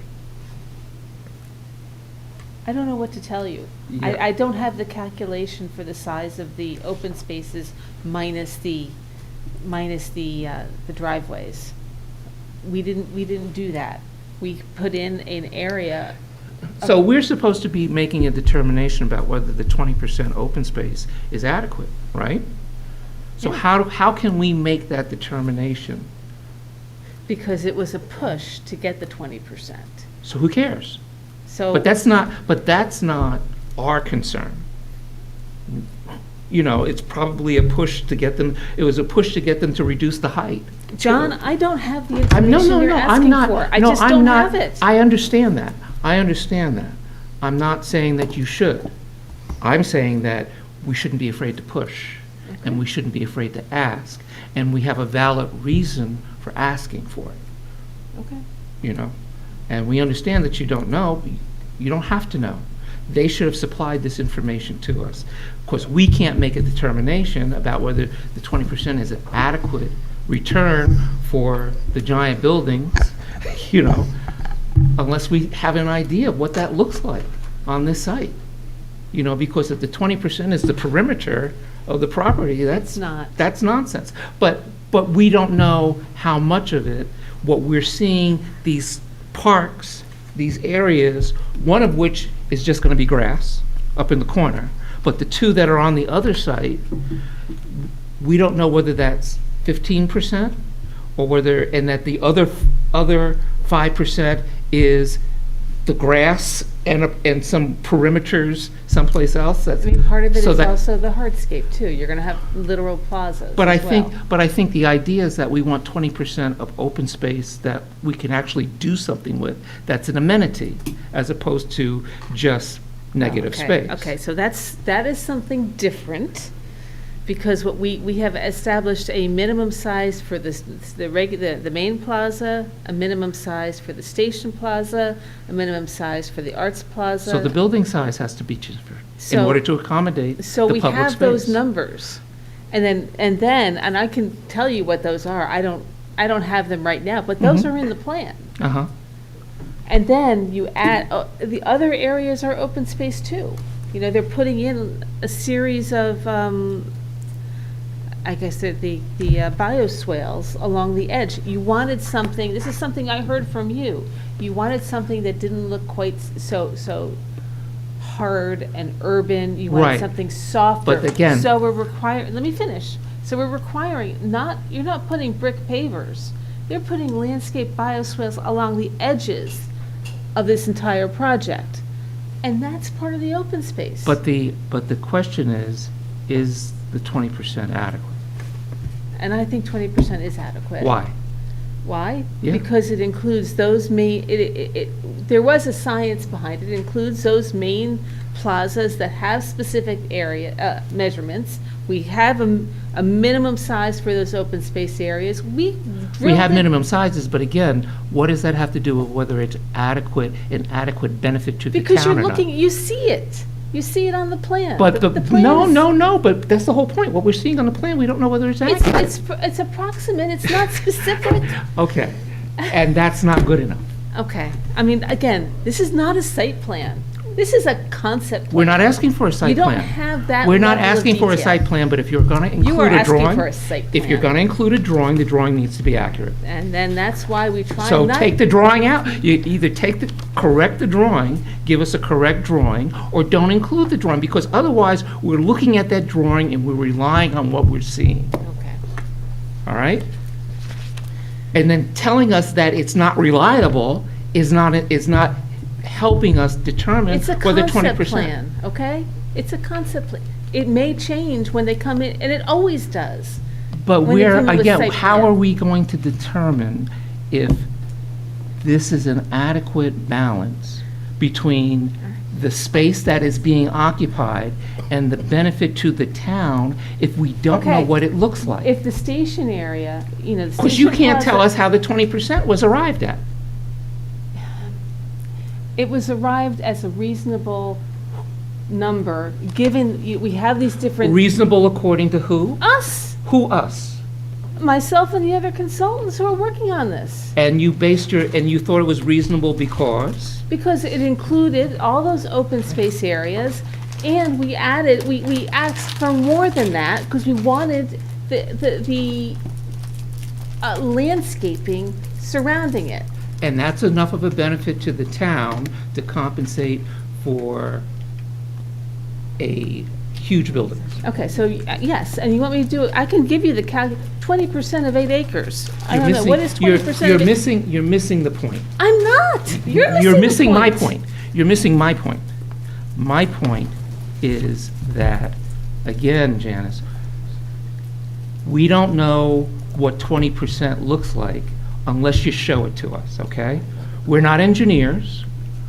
You know, we don't know what it looks like unless you show it to us. You're showing us a picture, and you can't tell us whether that picture is accurate. All right? So we're trying to figure out, All right, is it's there 70 enough? it's Let me finish. Let me 70,000 finish. square feet. What does 70,000 Okay, square so feet now, look like? so let me go through. What does it look I'm like? being attacked here. No. 70,000 I'm square not feet. attacking you. No, wait a minute. I'm not attacking you. We can I'm go not, wait a through minute. each of those plazas, and I can give you the size Janice, of those Janice, plazas and everything beyond. Let me finish. Let's Everything beyond that is Let's up to back down. 70,000 Let's square back feet. this up. I'm not attacking you. Yeah, you are. I'm not. Well, that's not my intention, all right? It's not my intention. you are. It's not my intention.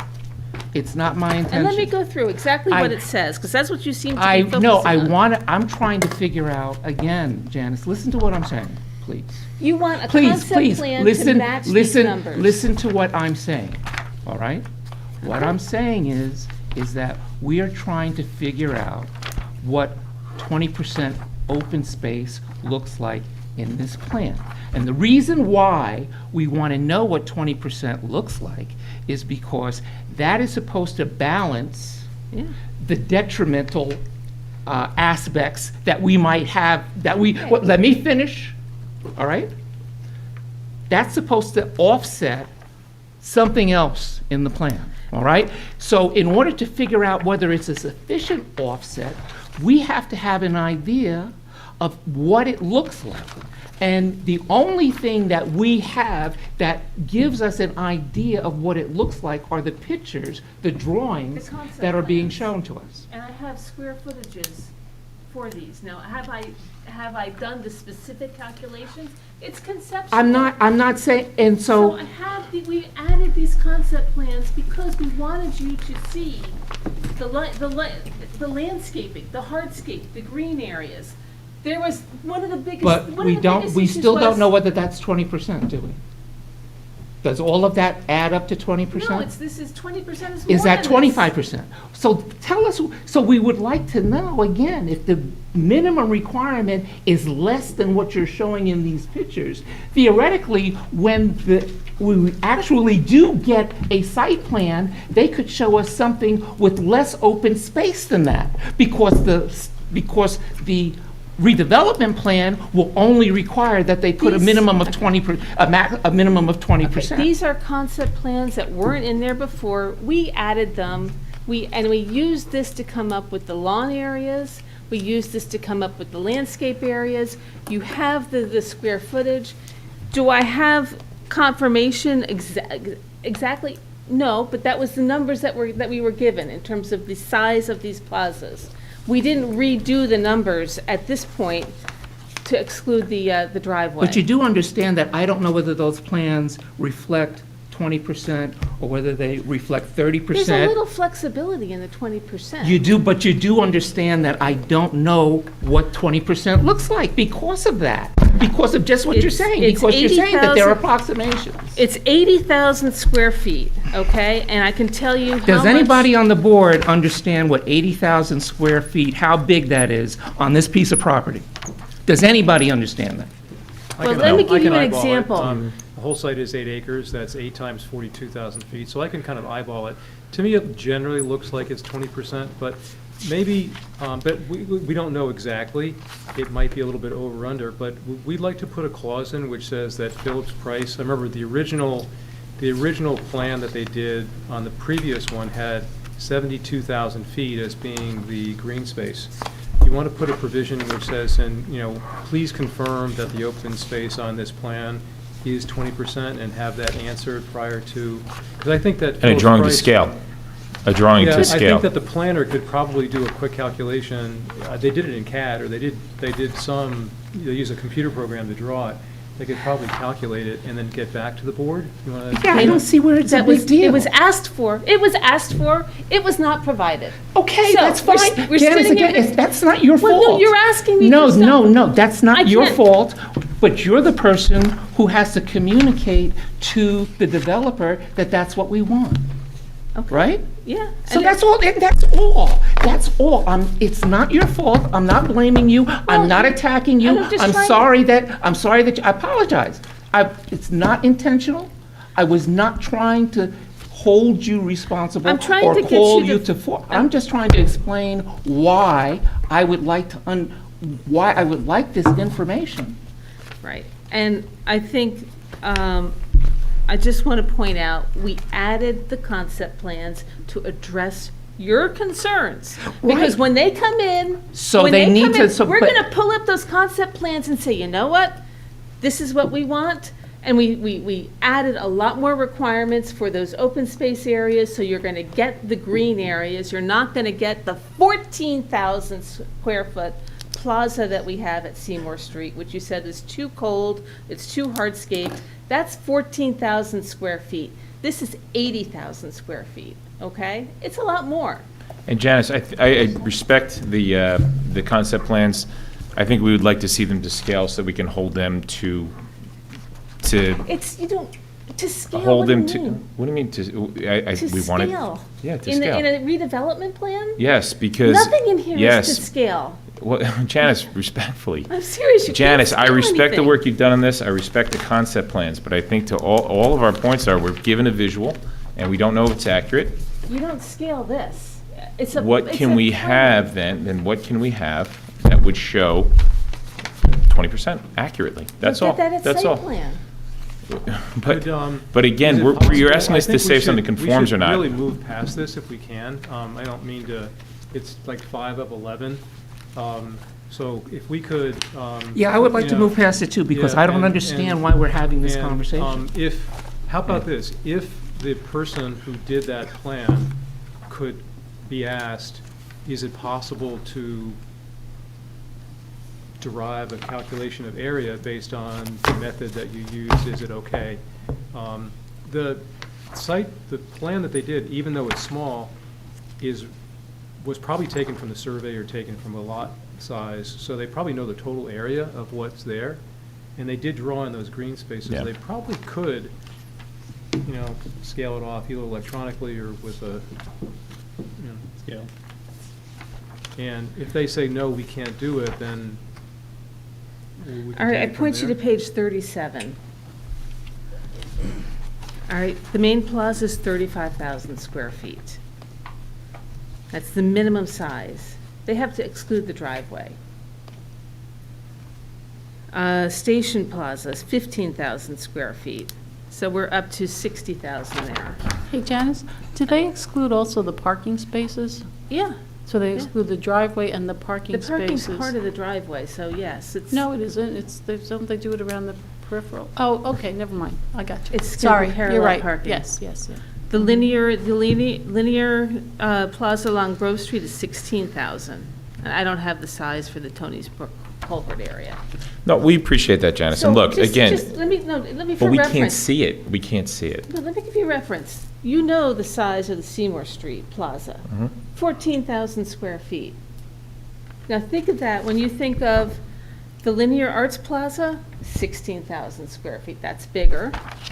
No, of Station course. Plaza is Yeah. 15,000 square feet, that's bigger than, and then we have the main plaza, which is 35,000 square feet. But they're very different plans and designs, and we just want to confirm that what we're looking at is what we're going to get when the site, we want to make sure that the spacing is accurate. I think telling them we need a drawing to scale is not out of line.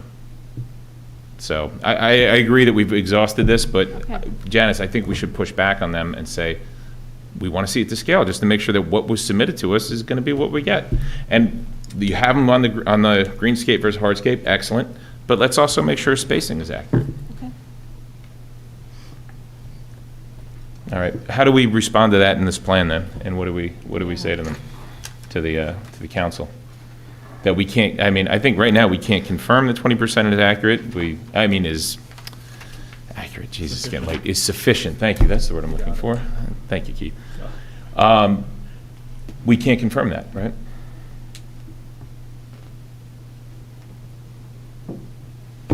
No. I have, again, just trying to understand what it looks like on this site.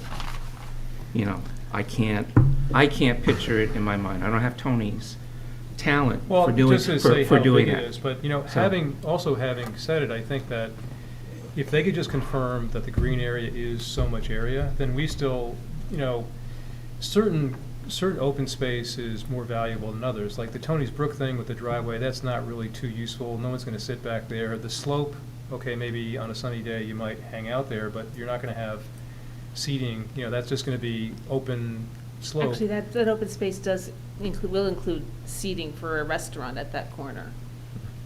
Oh, The on the linear slope? arts, the linear arts Oh, plaza? maybe, yeah, well, okay, we can't see that. I guess at the And then the base. There's the Station concept Plaza's pretty plans in cool. there. I think he's talking about the Tony's Brook Oh, that corner. one. Yeah, that that- one we that can't do anything northeast- with. The Station Plaza could be pretty cool, because that's where you can see the historic, Yeah. columns and the train station. And, the one in the front there, I guess the jury's out on that one, because you could sit there and then the traffic will be going around you. So to me, the Station Plaza seems like it's the most comfortable open space, because at least even though it might seem a little bit enclosed, And dark. but, if you sit in the middle of an island and then there's cars constantly driving You know what around this- you, but it it's- might Yeah, be it's large where the enough, open space is situated. It's similar to Watchung Plaza, though. Yeah. Think about that. The open space in Watchung Plaza, that's actually pretty well used. Yeah. People sit there and Yeah, they that's true. eat. It's about the same, where you have the cars that circulate around, it's Okay. about the same size. All right.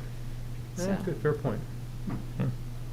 But we sort of get a feeling for that. So those Right. two are, higher Right. quality. But I think just having the planner say, yeah, we did that, that's accurate within 1,000 feet or something, that's our, level of accuracy on that may not be a bad thing. Yeah. We should be able to, because it doesn't look like it's hand-drawn, it looks like it was done in CAD or something. It was all done by CAD. It was worked Yeah. on. Like When they it's- originally did it, it was a concept plan. They could get that. They gave us the numbers originally, but not updated. I think to Tony's point about different spaces being more valuable, I think the key with any space is how it's programmed.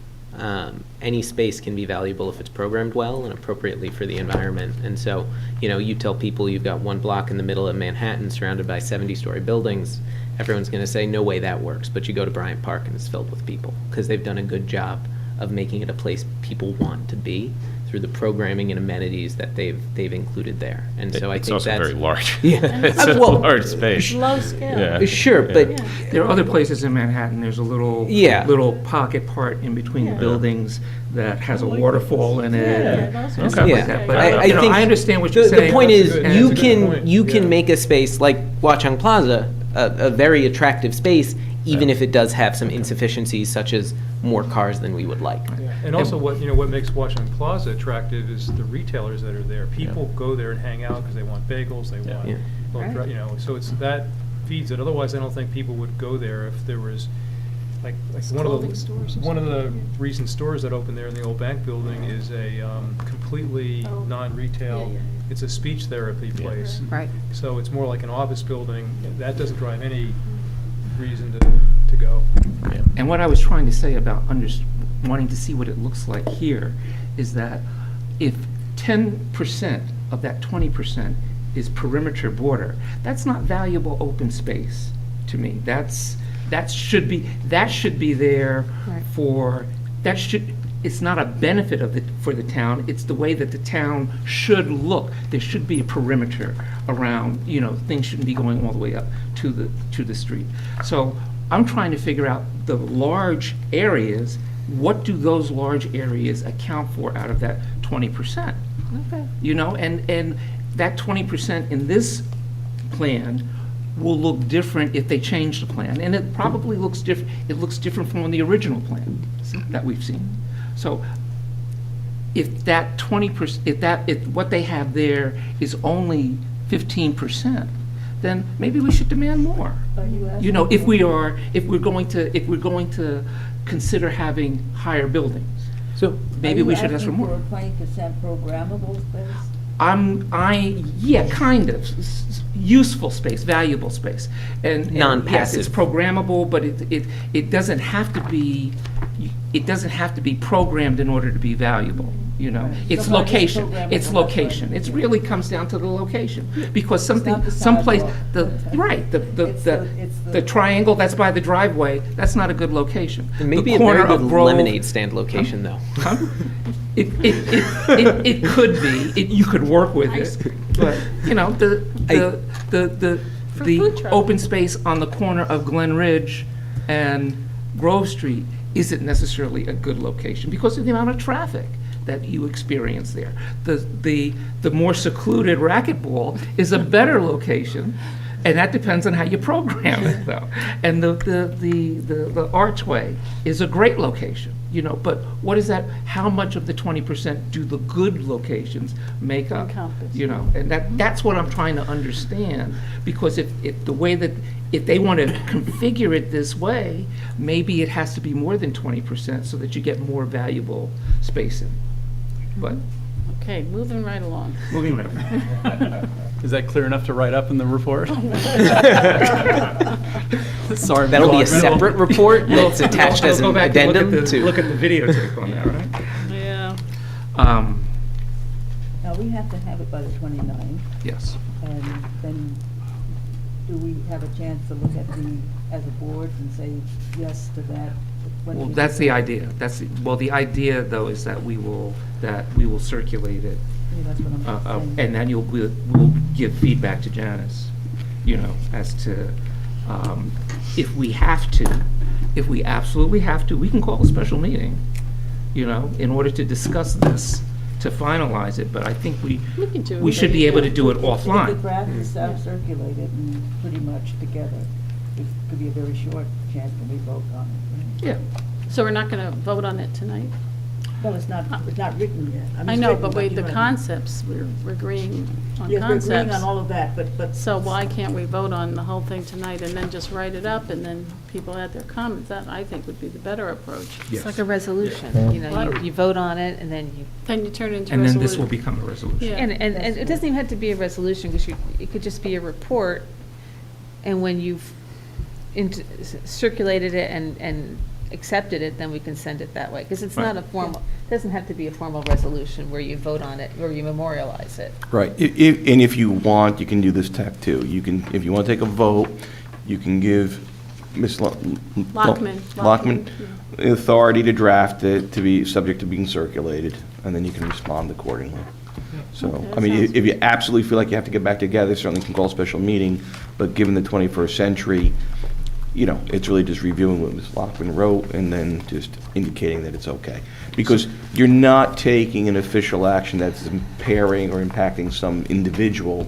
You are writing, in essence, an advisory opinion back to the city council, which they can either, So when we get the draft, we don't vote?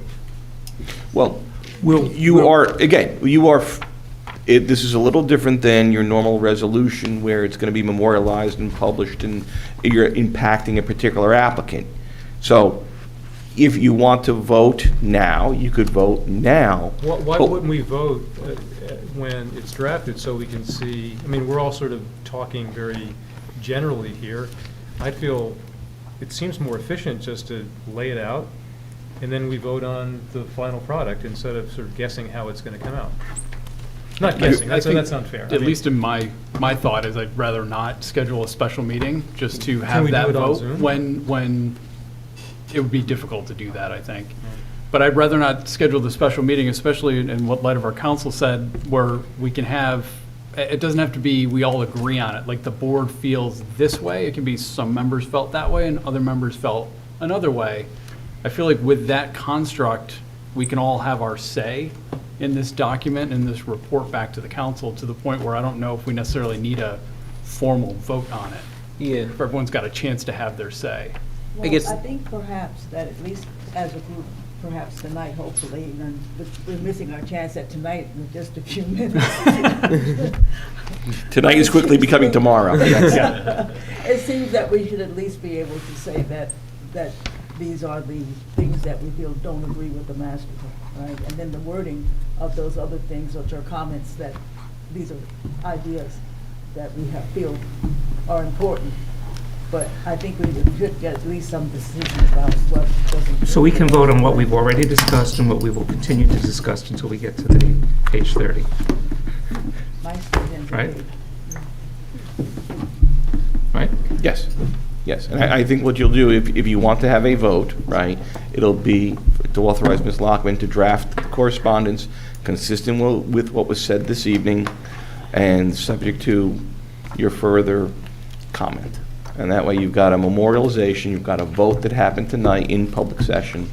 And I think that would make it more secure than trying to have a short Zoom meeting and voting then. I'd rather see you vote now and tune things up than not vote and then vote privately, so to speak. I would prefer a vote on the record. So wouldn't if we had a Zoom meeting, doesn't that have to be open to the public? Yeah, that's We why. have enough time to Right. notice it. That's why. That's the question. We haven't got time for all that. Right, that's why you vote tonight to memorialize what has been said, and then you're just doing the fine tuning on it. So I think you're in a much stronger position, and the clock is ticking. This isn't the type of thing that you can carry to the next meeting and meeting thereafter.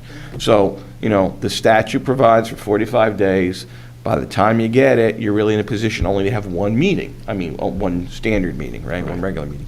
So I think the mechanism is you vote on it to say Ms. Lockman can draft it, consistent with what was said, and then the rest of it is just fine tuning. Okay? How does the fine tuning work, though? We have to meet to fine tune it? No, that you can do via the emails. Like we've handled items in the past. Okay. So we could have that vote right now? Yes, I would suggest that you vote as I had kind of framed it now, and then you can really call it an evening and finish it up. So moved. Okay. Okay, roll call vote. So can we lay out, sorry, I guess what my question is essentially we need to vote whether it is in compliance with the master plan or not. So that's what this vote is. If you're voting that the opinion of the board is that it's in compliance with the master plan, In or general. that it's, in general. Overall. Or that it's not, and then we're detailing our feelings on the matter within the correspondence prepared by Ms. Lockman. Right, and I think that that's a very strong point to make. So, not just that you're drafting it, but I think you as a board right now should render an opinion whether you find it consistent with the master plan or inconsistent with the master plan, and then if you are split on it, do the balancing test. We find it consistent with the master plan under A, B, and C, and inconsistent with the master plan under D, E, and F, and then the rest of the details are filled in as you go forward. And that, I think, would give you a good, solid ground. All right, so, yeah, I mean, And so again, consistent, and then consistent with with our first opinion, in some respects, this is consistent with the master plan, in other respects, it's not. Right. So, And that's basically what we've been discussing here this evening.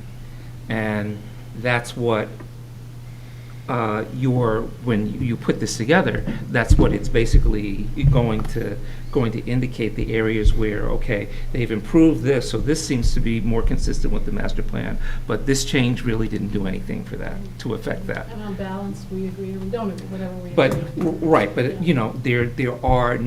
everybody is agreed that the plan as it's presented is not consistent with the master plan in all respects, which is what we said the first time. and just, I guess, for the record, the largest reason it's not consistent is, go ahead. Me, out of character with the neighborhood? Okay. Anthony? Well, did the 45,000 foot requirement for supermarket did not make it in, right? We're going to put that as a comment. I think we can put that as a comment, that's something that you thought would be appropriate, and that the rest of the board, I think the rest of the board feels that having a modern supermarket, that it may not be to our advantage to hold them to a specific. No, I understand. No, I think that's, you know. that's very fair. Yeah. I'll be voting no on this because I wanted that to be a specific requirement. So my opinion in terms of whether to vote or not doesn't matter.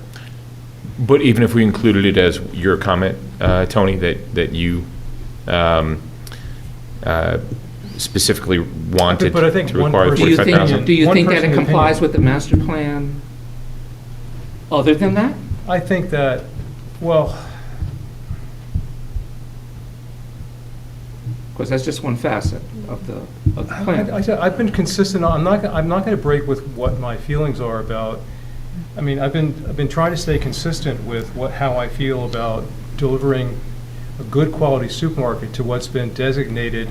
I know that this area really needs a good quality supermarket, and I don't think that one person's opinion against another, the rest of the board saying no is going to do it. So I'm just going to be consistent with what I've been saying all along. I feel much more comfortable in I hope you guys appreciate that. Okay. Sure. Absolutely. All right, thanks. But can we clarify, is that vote saying that it is consistent with It's the going to be master how plan? it's going to be how it's phrased. I mean, I, as counsel sitting here, seem to pick up that your general conclusion is either it's inconsistent with the master plan, or at least significant parts are inconsistent with the master plan.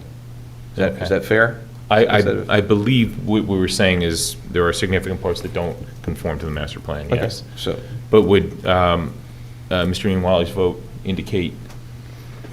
I think would his yes or his the way no. the majority is, I think having it be, something that's. I would the way think it it's would be described right now consistent is- with the exact way that Tony voted the last time. Yeah. So, and I think that that's good enough. Yeah, Okay. yeah. Okay. You I mean, know. you're going to have, even Yeah, I if you just- are a no vote. Regardless of how they interpret it. Right. That's how he voted the last time, that's what it meant to him. So I think that's, Thank you. that's good enough. Okay, so to kind of formulate a resolution off the top of my head to help you folks move along, your resolution is, number one, to let Ms. Lockman finish drafting the document consistent with the discussions that you've had here tonight, and further, that you as a board find that a number of components of the plan are inconsistent with the master plan. Is that a fair statement? Should we do two resolutions, or can we do that in one? You could break it up, you could do one, you could do two, whichever you're more comfortable with. I think that's a little hedgy. I think either it's in compliance with the master plan or it isn't.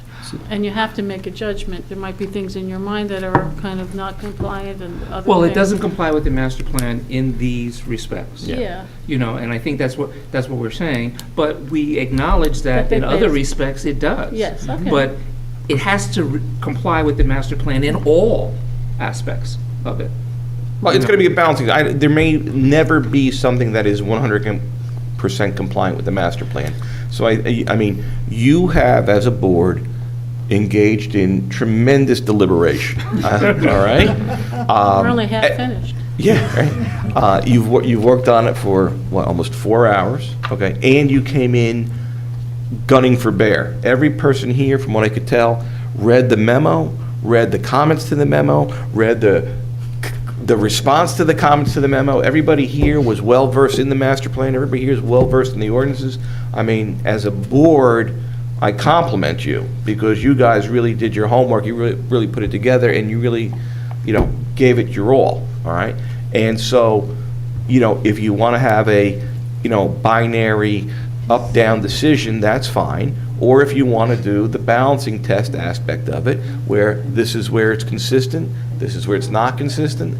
And ultimately, if you want to weigh it out and reach a conclusion, you can do that as well. I mean, you can do, it's consistent for A, B, and C, it's inconsistent for D and F, and if ultimately you want to conclude weighing the quantitative value of A, B, and C, it is greater than the quantitative value of D and F, and therefore we find it inconsistent with the master plan. Okay. So you have, free reign as to how you want to do that. Well, I think let's start with, I want to make a motion that Carmel should be empowered, Ms. Lockman should be empowered to draft the memo with our comments that we put forth tonight, subject to further comment after she circulates the memo. Does that make sense? Sounds like a good It's motion. 11:20, was that pretty good? Pretty good. Okay. All right. You got a second? Just second it. I'll second. Yeah, thank you. Uh, I will do that. You want to do Roll call vote? All in favor? Aye. Opposed? Oh, I don't know what I'm voting on. We're just saying that someone's going to draft something. Carmel, That's it. Ms. Lockman, yeah. Okay, but, all right, we're voting on drafting something that, no. Let's do a roll. I need to cast a vote that specifically indicates what I've been saying from the start. So that doesn't get me there, so I vote no on that. I just don't. And I think that's consistent with the way that you voted Yeah. on the first one. I personally may disagree with how you voted and why you voted that way, but you're entitled to vote, to your vote, and to your understanding, and to express that the way that you feel comfortable with. So that's it, and I'm not gonna try and change your mind on it, because that's how you've processed it. And that's that's what your understanding is of it. I have a different opinion, but I'm one vote. You can have a different opinion too. You're another vote, and you're entitled to that vote. And also that, again, I've appeared before many boards before, your result is the same. You are not somehow upsetting the apple cart, it's going to be 6-1 or 7-1, whatever it is. So it's absolutely fine to vote your conscience, especially because you're not causing a problem. Okay, so that's fine. I want to make clear that I'm voting to Just allow Carmel to create correspondence. I do believe the plan is in compliance with the master plan. Okay. I'm That's- simply voting, that's Right. seconding that Carmel will create the Yes. correspondence to the board. Well, I I just, agree with that, Rachel. to Tony's point, Yeah. Okay. about we- being two clear what we're voting Two on. resolutions. Right. So that's the Let's first get one. this one off the Yeah, get table, this and then one. we can focus on the So other one. ministerially, Yeah. the good. I'm happy for you to say no, that you don't want me to do that. No, you're not getting off that. I noticed you didn't second the motion. But so well. So do we Okay. have that, was that vote recorded properly? Do we have Yeah. 7-1? Is that, okay. What's up in the one on what? Empowering Ms. Lockman to draft the memo. This is Oh, me just Yeah, yes. subject to our comment, Seven yeah. to seven. Only 6-1. Mr. Ianwali voted no. Oh, So, yeah. I'm sorry. I didn't want her to. No, I know. I didn't mean Can that. you, does your vote count now? And Yeah, there's only okay, 7 good. of us. And so far as and then as to whether or not Okay. this complies with the master plan. And from my standpoint, if it doesn't comply in one substantial way, then I think we owe it to the council to tell, here's where we think it complies, here where we think it doesn't comply. All right? But overall, I think that from a standpoint of pros and cons, that it doesn't comply with the master plan in substantial sections. Fine. With And substantial your issues. weighing of the elements or the right. factors, you find some that are inconsistent with the master plan, some that are not, but your ultimate conclusion when you weigh them out all together is that overall it's inconsistent with the master plan. Yeah. Okay, so that's going to be your motion. I understand. Mr. Newman? Neiman. You mean? Okay. I mean, and again, I can sense from the voting that it's still going to be a majority vote that it is inconsistent, and that's fine, and that you and Tony can vote. And Tony, I don't want to speak for you, but I was kind of getting the impression you were going to be saying no to that. No, I'd say yes to this because. Okay. All right. Because I feel that because the supermarket wasn't addressed appropriately, it's not consistent with the master. Oh, okay. So I would vote yes on this. Okay, so let's do that. So I'll just state the motion so that we're there. All right, so the motion on the floor is that the redevelopment plan is inconsistent with the master plan. That's the motion. Somebody want to move it? Second. Move it. Okay, John moves it. Carmel seconds it.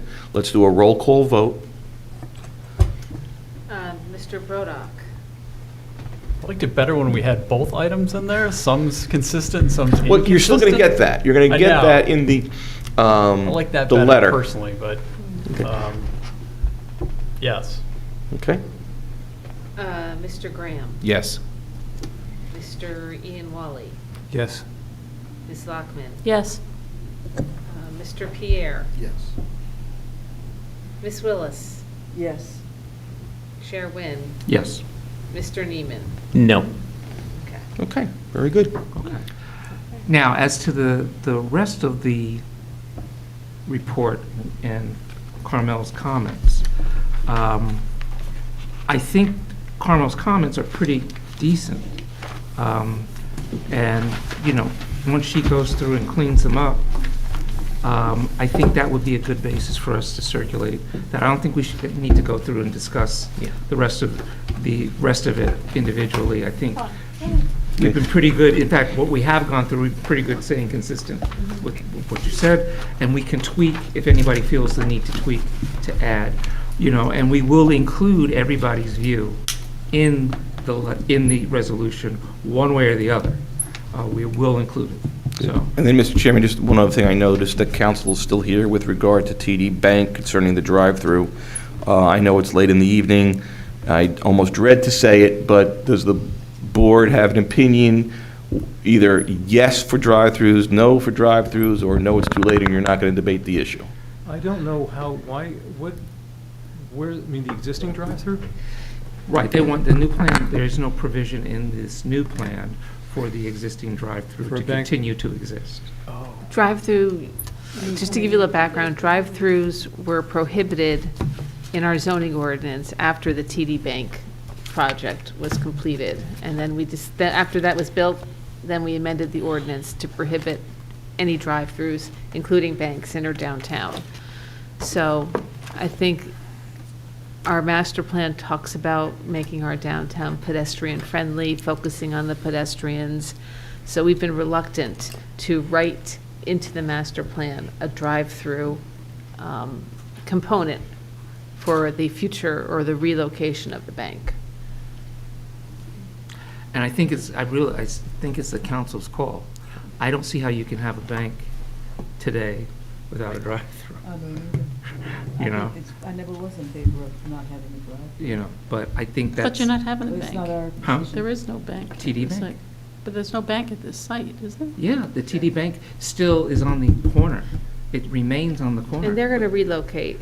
Oh, wait a minute. I thought there's going to be a building there, a Yeah. residential building. It'll be in a different position. It'll be in, different yes. location. Yes, but it'll still be there on that property, on that parcel, right? Well, no, I think it might be. Is it gonna go onto the supermarket It parcel? might Yeah, go it'll on be the like in- Citizens in downtown. Building C, I think, Oh. but it'll, It's just going to be in one of the retail spaces in one of the buildings. no. Okay, No so no, drive-through. that was the No issue, drive-through. That's the whole issue. was that if the bank Yeah. moves. TD Bank wants to drive-through. It would need to make a new application, and that application would include a drive-through, which would trigger the need for a variance, which is why TD Bank wants the redevelopment plan to include a drive-through. So it's there as a matter of right, it's only getting a permit for your new building rather than having a So variance. it's still going to be the same acreage. Yeah, it just moves within the footprint of what you have there. Yeah. It still seems to me that's grandfather, but maybe you're saying you're the attorney. But it just seems to me it should be grandfather because it's there. Okay, well, assume for the sake of discussion, it is not grandfathered, and the question being is, would you want to permit drive-throughs, or would you not? How And if can we you- have a drive-through with all the parking and the traffic problems that exist? You're going to have a drive-through bank? Part of that whole thing? Well, we have them at the old ones. I mean, we have them at the. And that's Bank of because, America has that's a because the drive-through. queuing and everything was totally on Yeah. the parking lot. So it really didn't impact traffic. So unless they could do something where that same setup would, it's gonna have an impact that has to be accounted for. Unless they moved it to, I don't know, like Lackawanna Plaza, that side street, and use, which is the parking lot, for the office building, you know, it was put over there, but that's way beyond what we're doing here this I mean, evening. the character of the suburban drive-through doesn't match with this Yeah. urban, I mean, what's being built is a rather urban, or, you know, it's apples and oranges. I mean, what was there is being demolished. But all banks, if you think about it, all banks that you see in commercial areas, in urban commercial areas, except, you know, Yeah. not New York City, Yeah, but in yeah. New Jersey, all of them have drive-throughs. Citizens right on Bloomfield Avenue doesn't. Sit up or Montclair doesn't? Yeah. Well, they have to. They walk closed it. down the street. Yeah. They closed it. It does, there's no drive-through service I think to the anymore. chair's point, that's a decision of the council. It's in the zoning code. I think we leave it to them and, Yeah. yeah, yeah. And look, if they come up with a really great plan to have one, I think we'd listen. As a variance, I should say. Well, I mean, but if it's built into the redevelopment plan, then it doesn't have to be a variance. It's just, and that's, I think, Well, what. that's what I'm saying, TD I Bank wouldn't wants. build it in at this point, but if there was some great idea on how that would work, I think we'd entertain it. Yeah, I think, because I think it could work, like the one PCN over in Glen Ridge in the little, the way that that's set up, again, the queue is all, and it never backs out. You'd have to have some sort of queuing where it's not going to interfere with traffic. Well, we'll be all driving on our bicycles and walking. Bank of America has a drive. All right. The laser's so Yeah. long at the lights, you just have one right in the street. Right? That's, Set up a little kiosk, right? So but you'd you'd rather have than to take people away parking. soliciting your funding while you're on a queue, they just hand you your money? Maybe that little corn will work. You think? We have a couple of other things on our agenda, so we're set with that. Carmel, do you have an ETA as to when you think you might? I know. Which, well, we have to get it to Janice so that she can get it to the council and at least allow for one or two go-arounds with us, so. Monday. Wednesday? Yeah, I mean, Wednesday is certainly, That's good, right? yeah. Yeah. Of course, we have until the end of next week. Because I love So- you, John. You gotta turn around quick, though, with your comments. Wednesday, Thursday. Wednesday, Thursday. So I'll give it to you guys on Wednesday, and you give it to me on Friday. Yes, yes, yes, yes. That's yes, fair. Yes. You're just trying to rub me the right way. Yeah, so if you, Carmel, you're going to have it Wednesday, the 20th, or Wednesday, the 27th? Oh, this week. Okay. I was going to say, the 27th was a little close. Yeah. Yeah. 2 days from Okay. tonight, Right. or a day from 30 minutes from now. So two things. Want to touch on real quick because I neglected to address at the last meeting. In town, some of you may be aware, there's a Vision Zero task force, and the whole. Are you all aware of what it? So, Jacob has looked into it, actually came to me and volunteered to undertake Shockingly. the responsibility, and I give him credit for doing that, and I think it's quite appropriate since he's so interested in doing it that he served. But you can explain to the board exactly what the Vision Zero is. Vision Zero as a principle is that you want to end pedestrian and cyclist, like non-car or any car-based fatalities in an area, right? So fatalities and serious injuries, but the whole point is to avoid any sort of conflict between traffic, cars, and pedestrians and cyclists, primarily through the use of engineering changes and policy changes. So narrowing down intersections so that pedestrians have shorter crossings, making sure that there are bollards in areas where there could be a lot of conflict, things like that. Not placing blame on any individual, whether the driver or the car, because when you're on a wide street, you're cued to drive quickly, for example. But if you narrow that down at the intersections, it slows folks down. So Vision Zero focuses on changes like that to limit and eventually eliminate pedestrian and such fatalities. It's been very successful in places like Hoboken and Jersey City. Hoboken's gone years without a pedestrian getting killed on their roads, and so Montclair's seeking to do the same, because we had, I believe it was 47 pedestrian incidents, collisions in the last year, and so it's something that really needs to be addressed. So the task of the Vision Zero task force is to do some strategic planning. We've got quite a few grant applications out there, and one of the positions on the task force is a planning board member, and I think Yeah, Jacob. there are various groups in the Yeah. town. have Stakeholders. positions So on it I think as Jake would be a stakeholders. natural. Might be the victim. I was hit by a car 5 years ago on Midland Avenue. Yeah, 25 stitches in my leg. All of that, yeah. So unless anybody has an objection, I think. So moved. All right. Do we need to take a formal vote on that? I want to make I sure don't- we just I don't cover think our so. bases. I think you're good. Okay. happy by acclamation. Thank you, everyone. It's yours. And payment of the bills, is there a motion to pay the bills? Did you want to talk about the agenda? Well, okay, for- we have 3 meetings, yeah, quickly, we have 3 meetings scheduled for October. And my recommendation is to cancel the October 16th meeting. I will be out of the country, and I don't think there'll be any, I won't have staff available to run the meeting.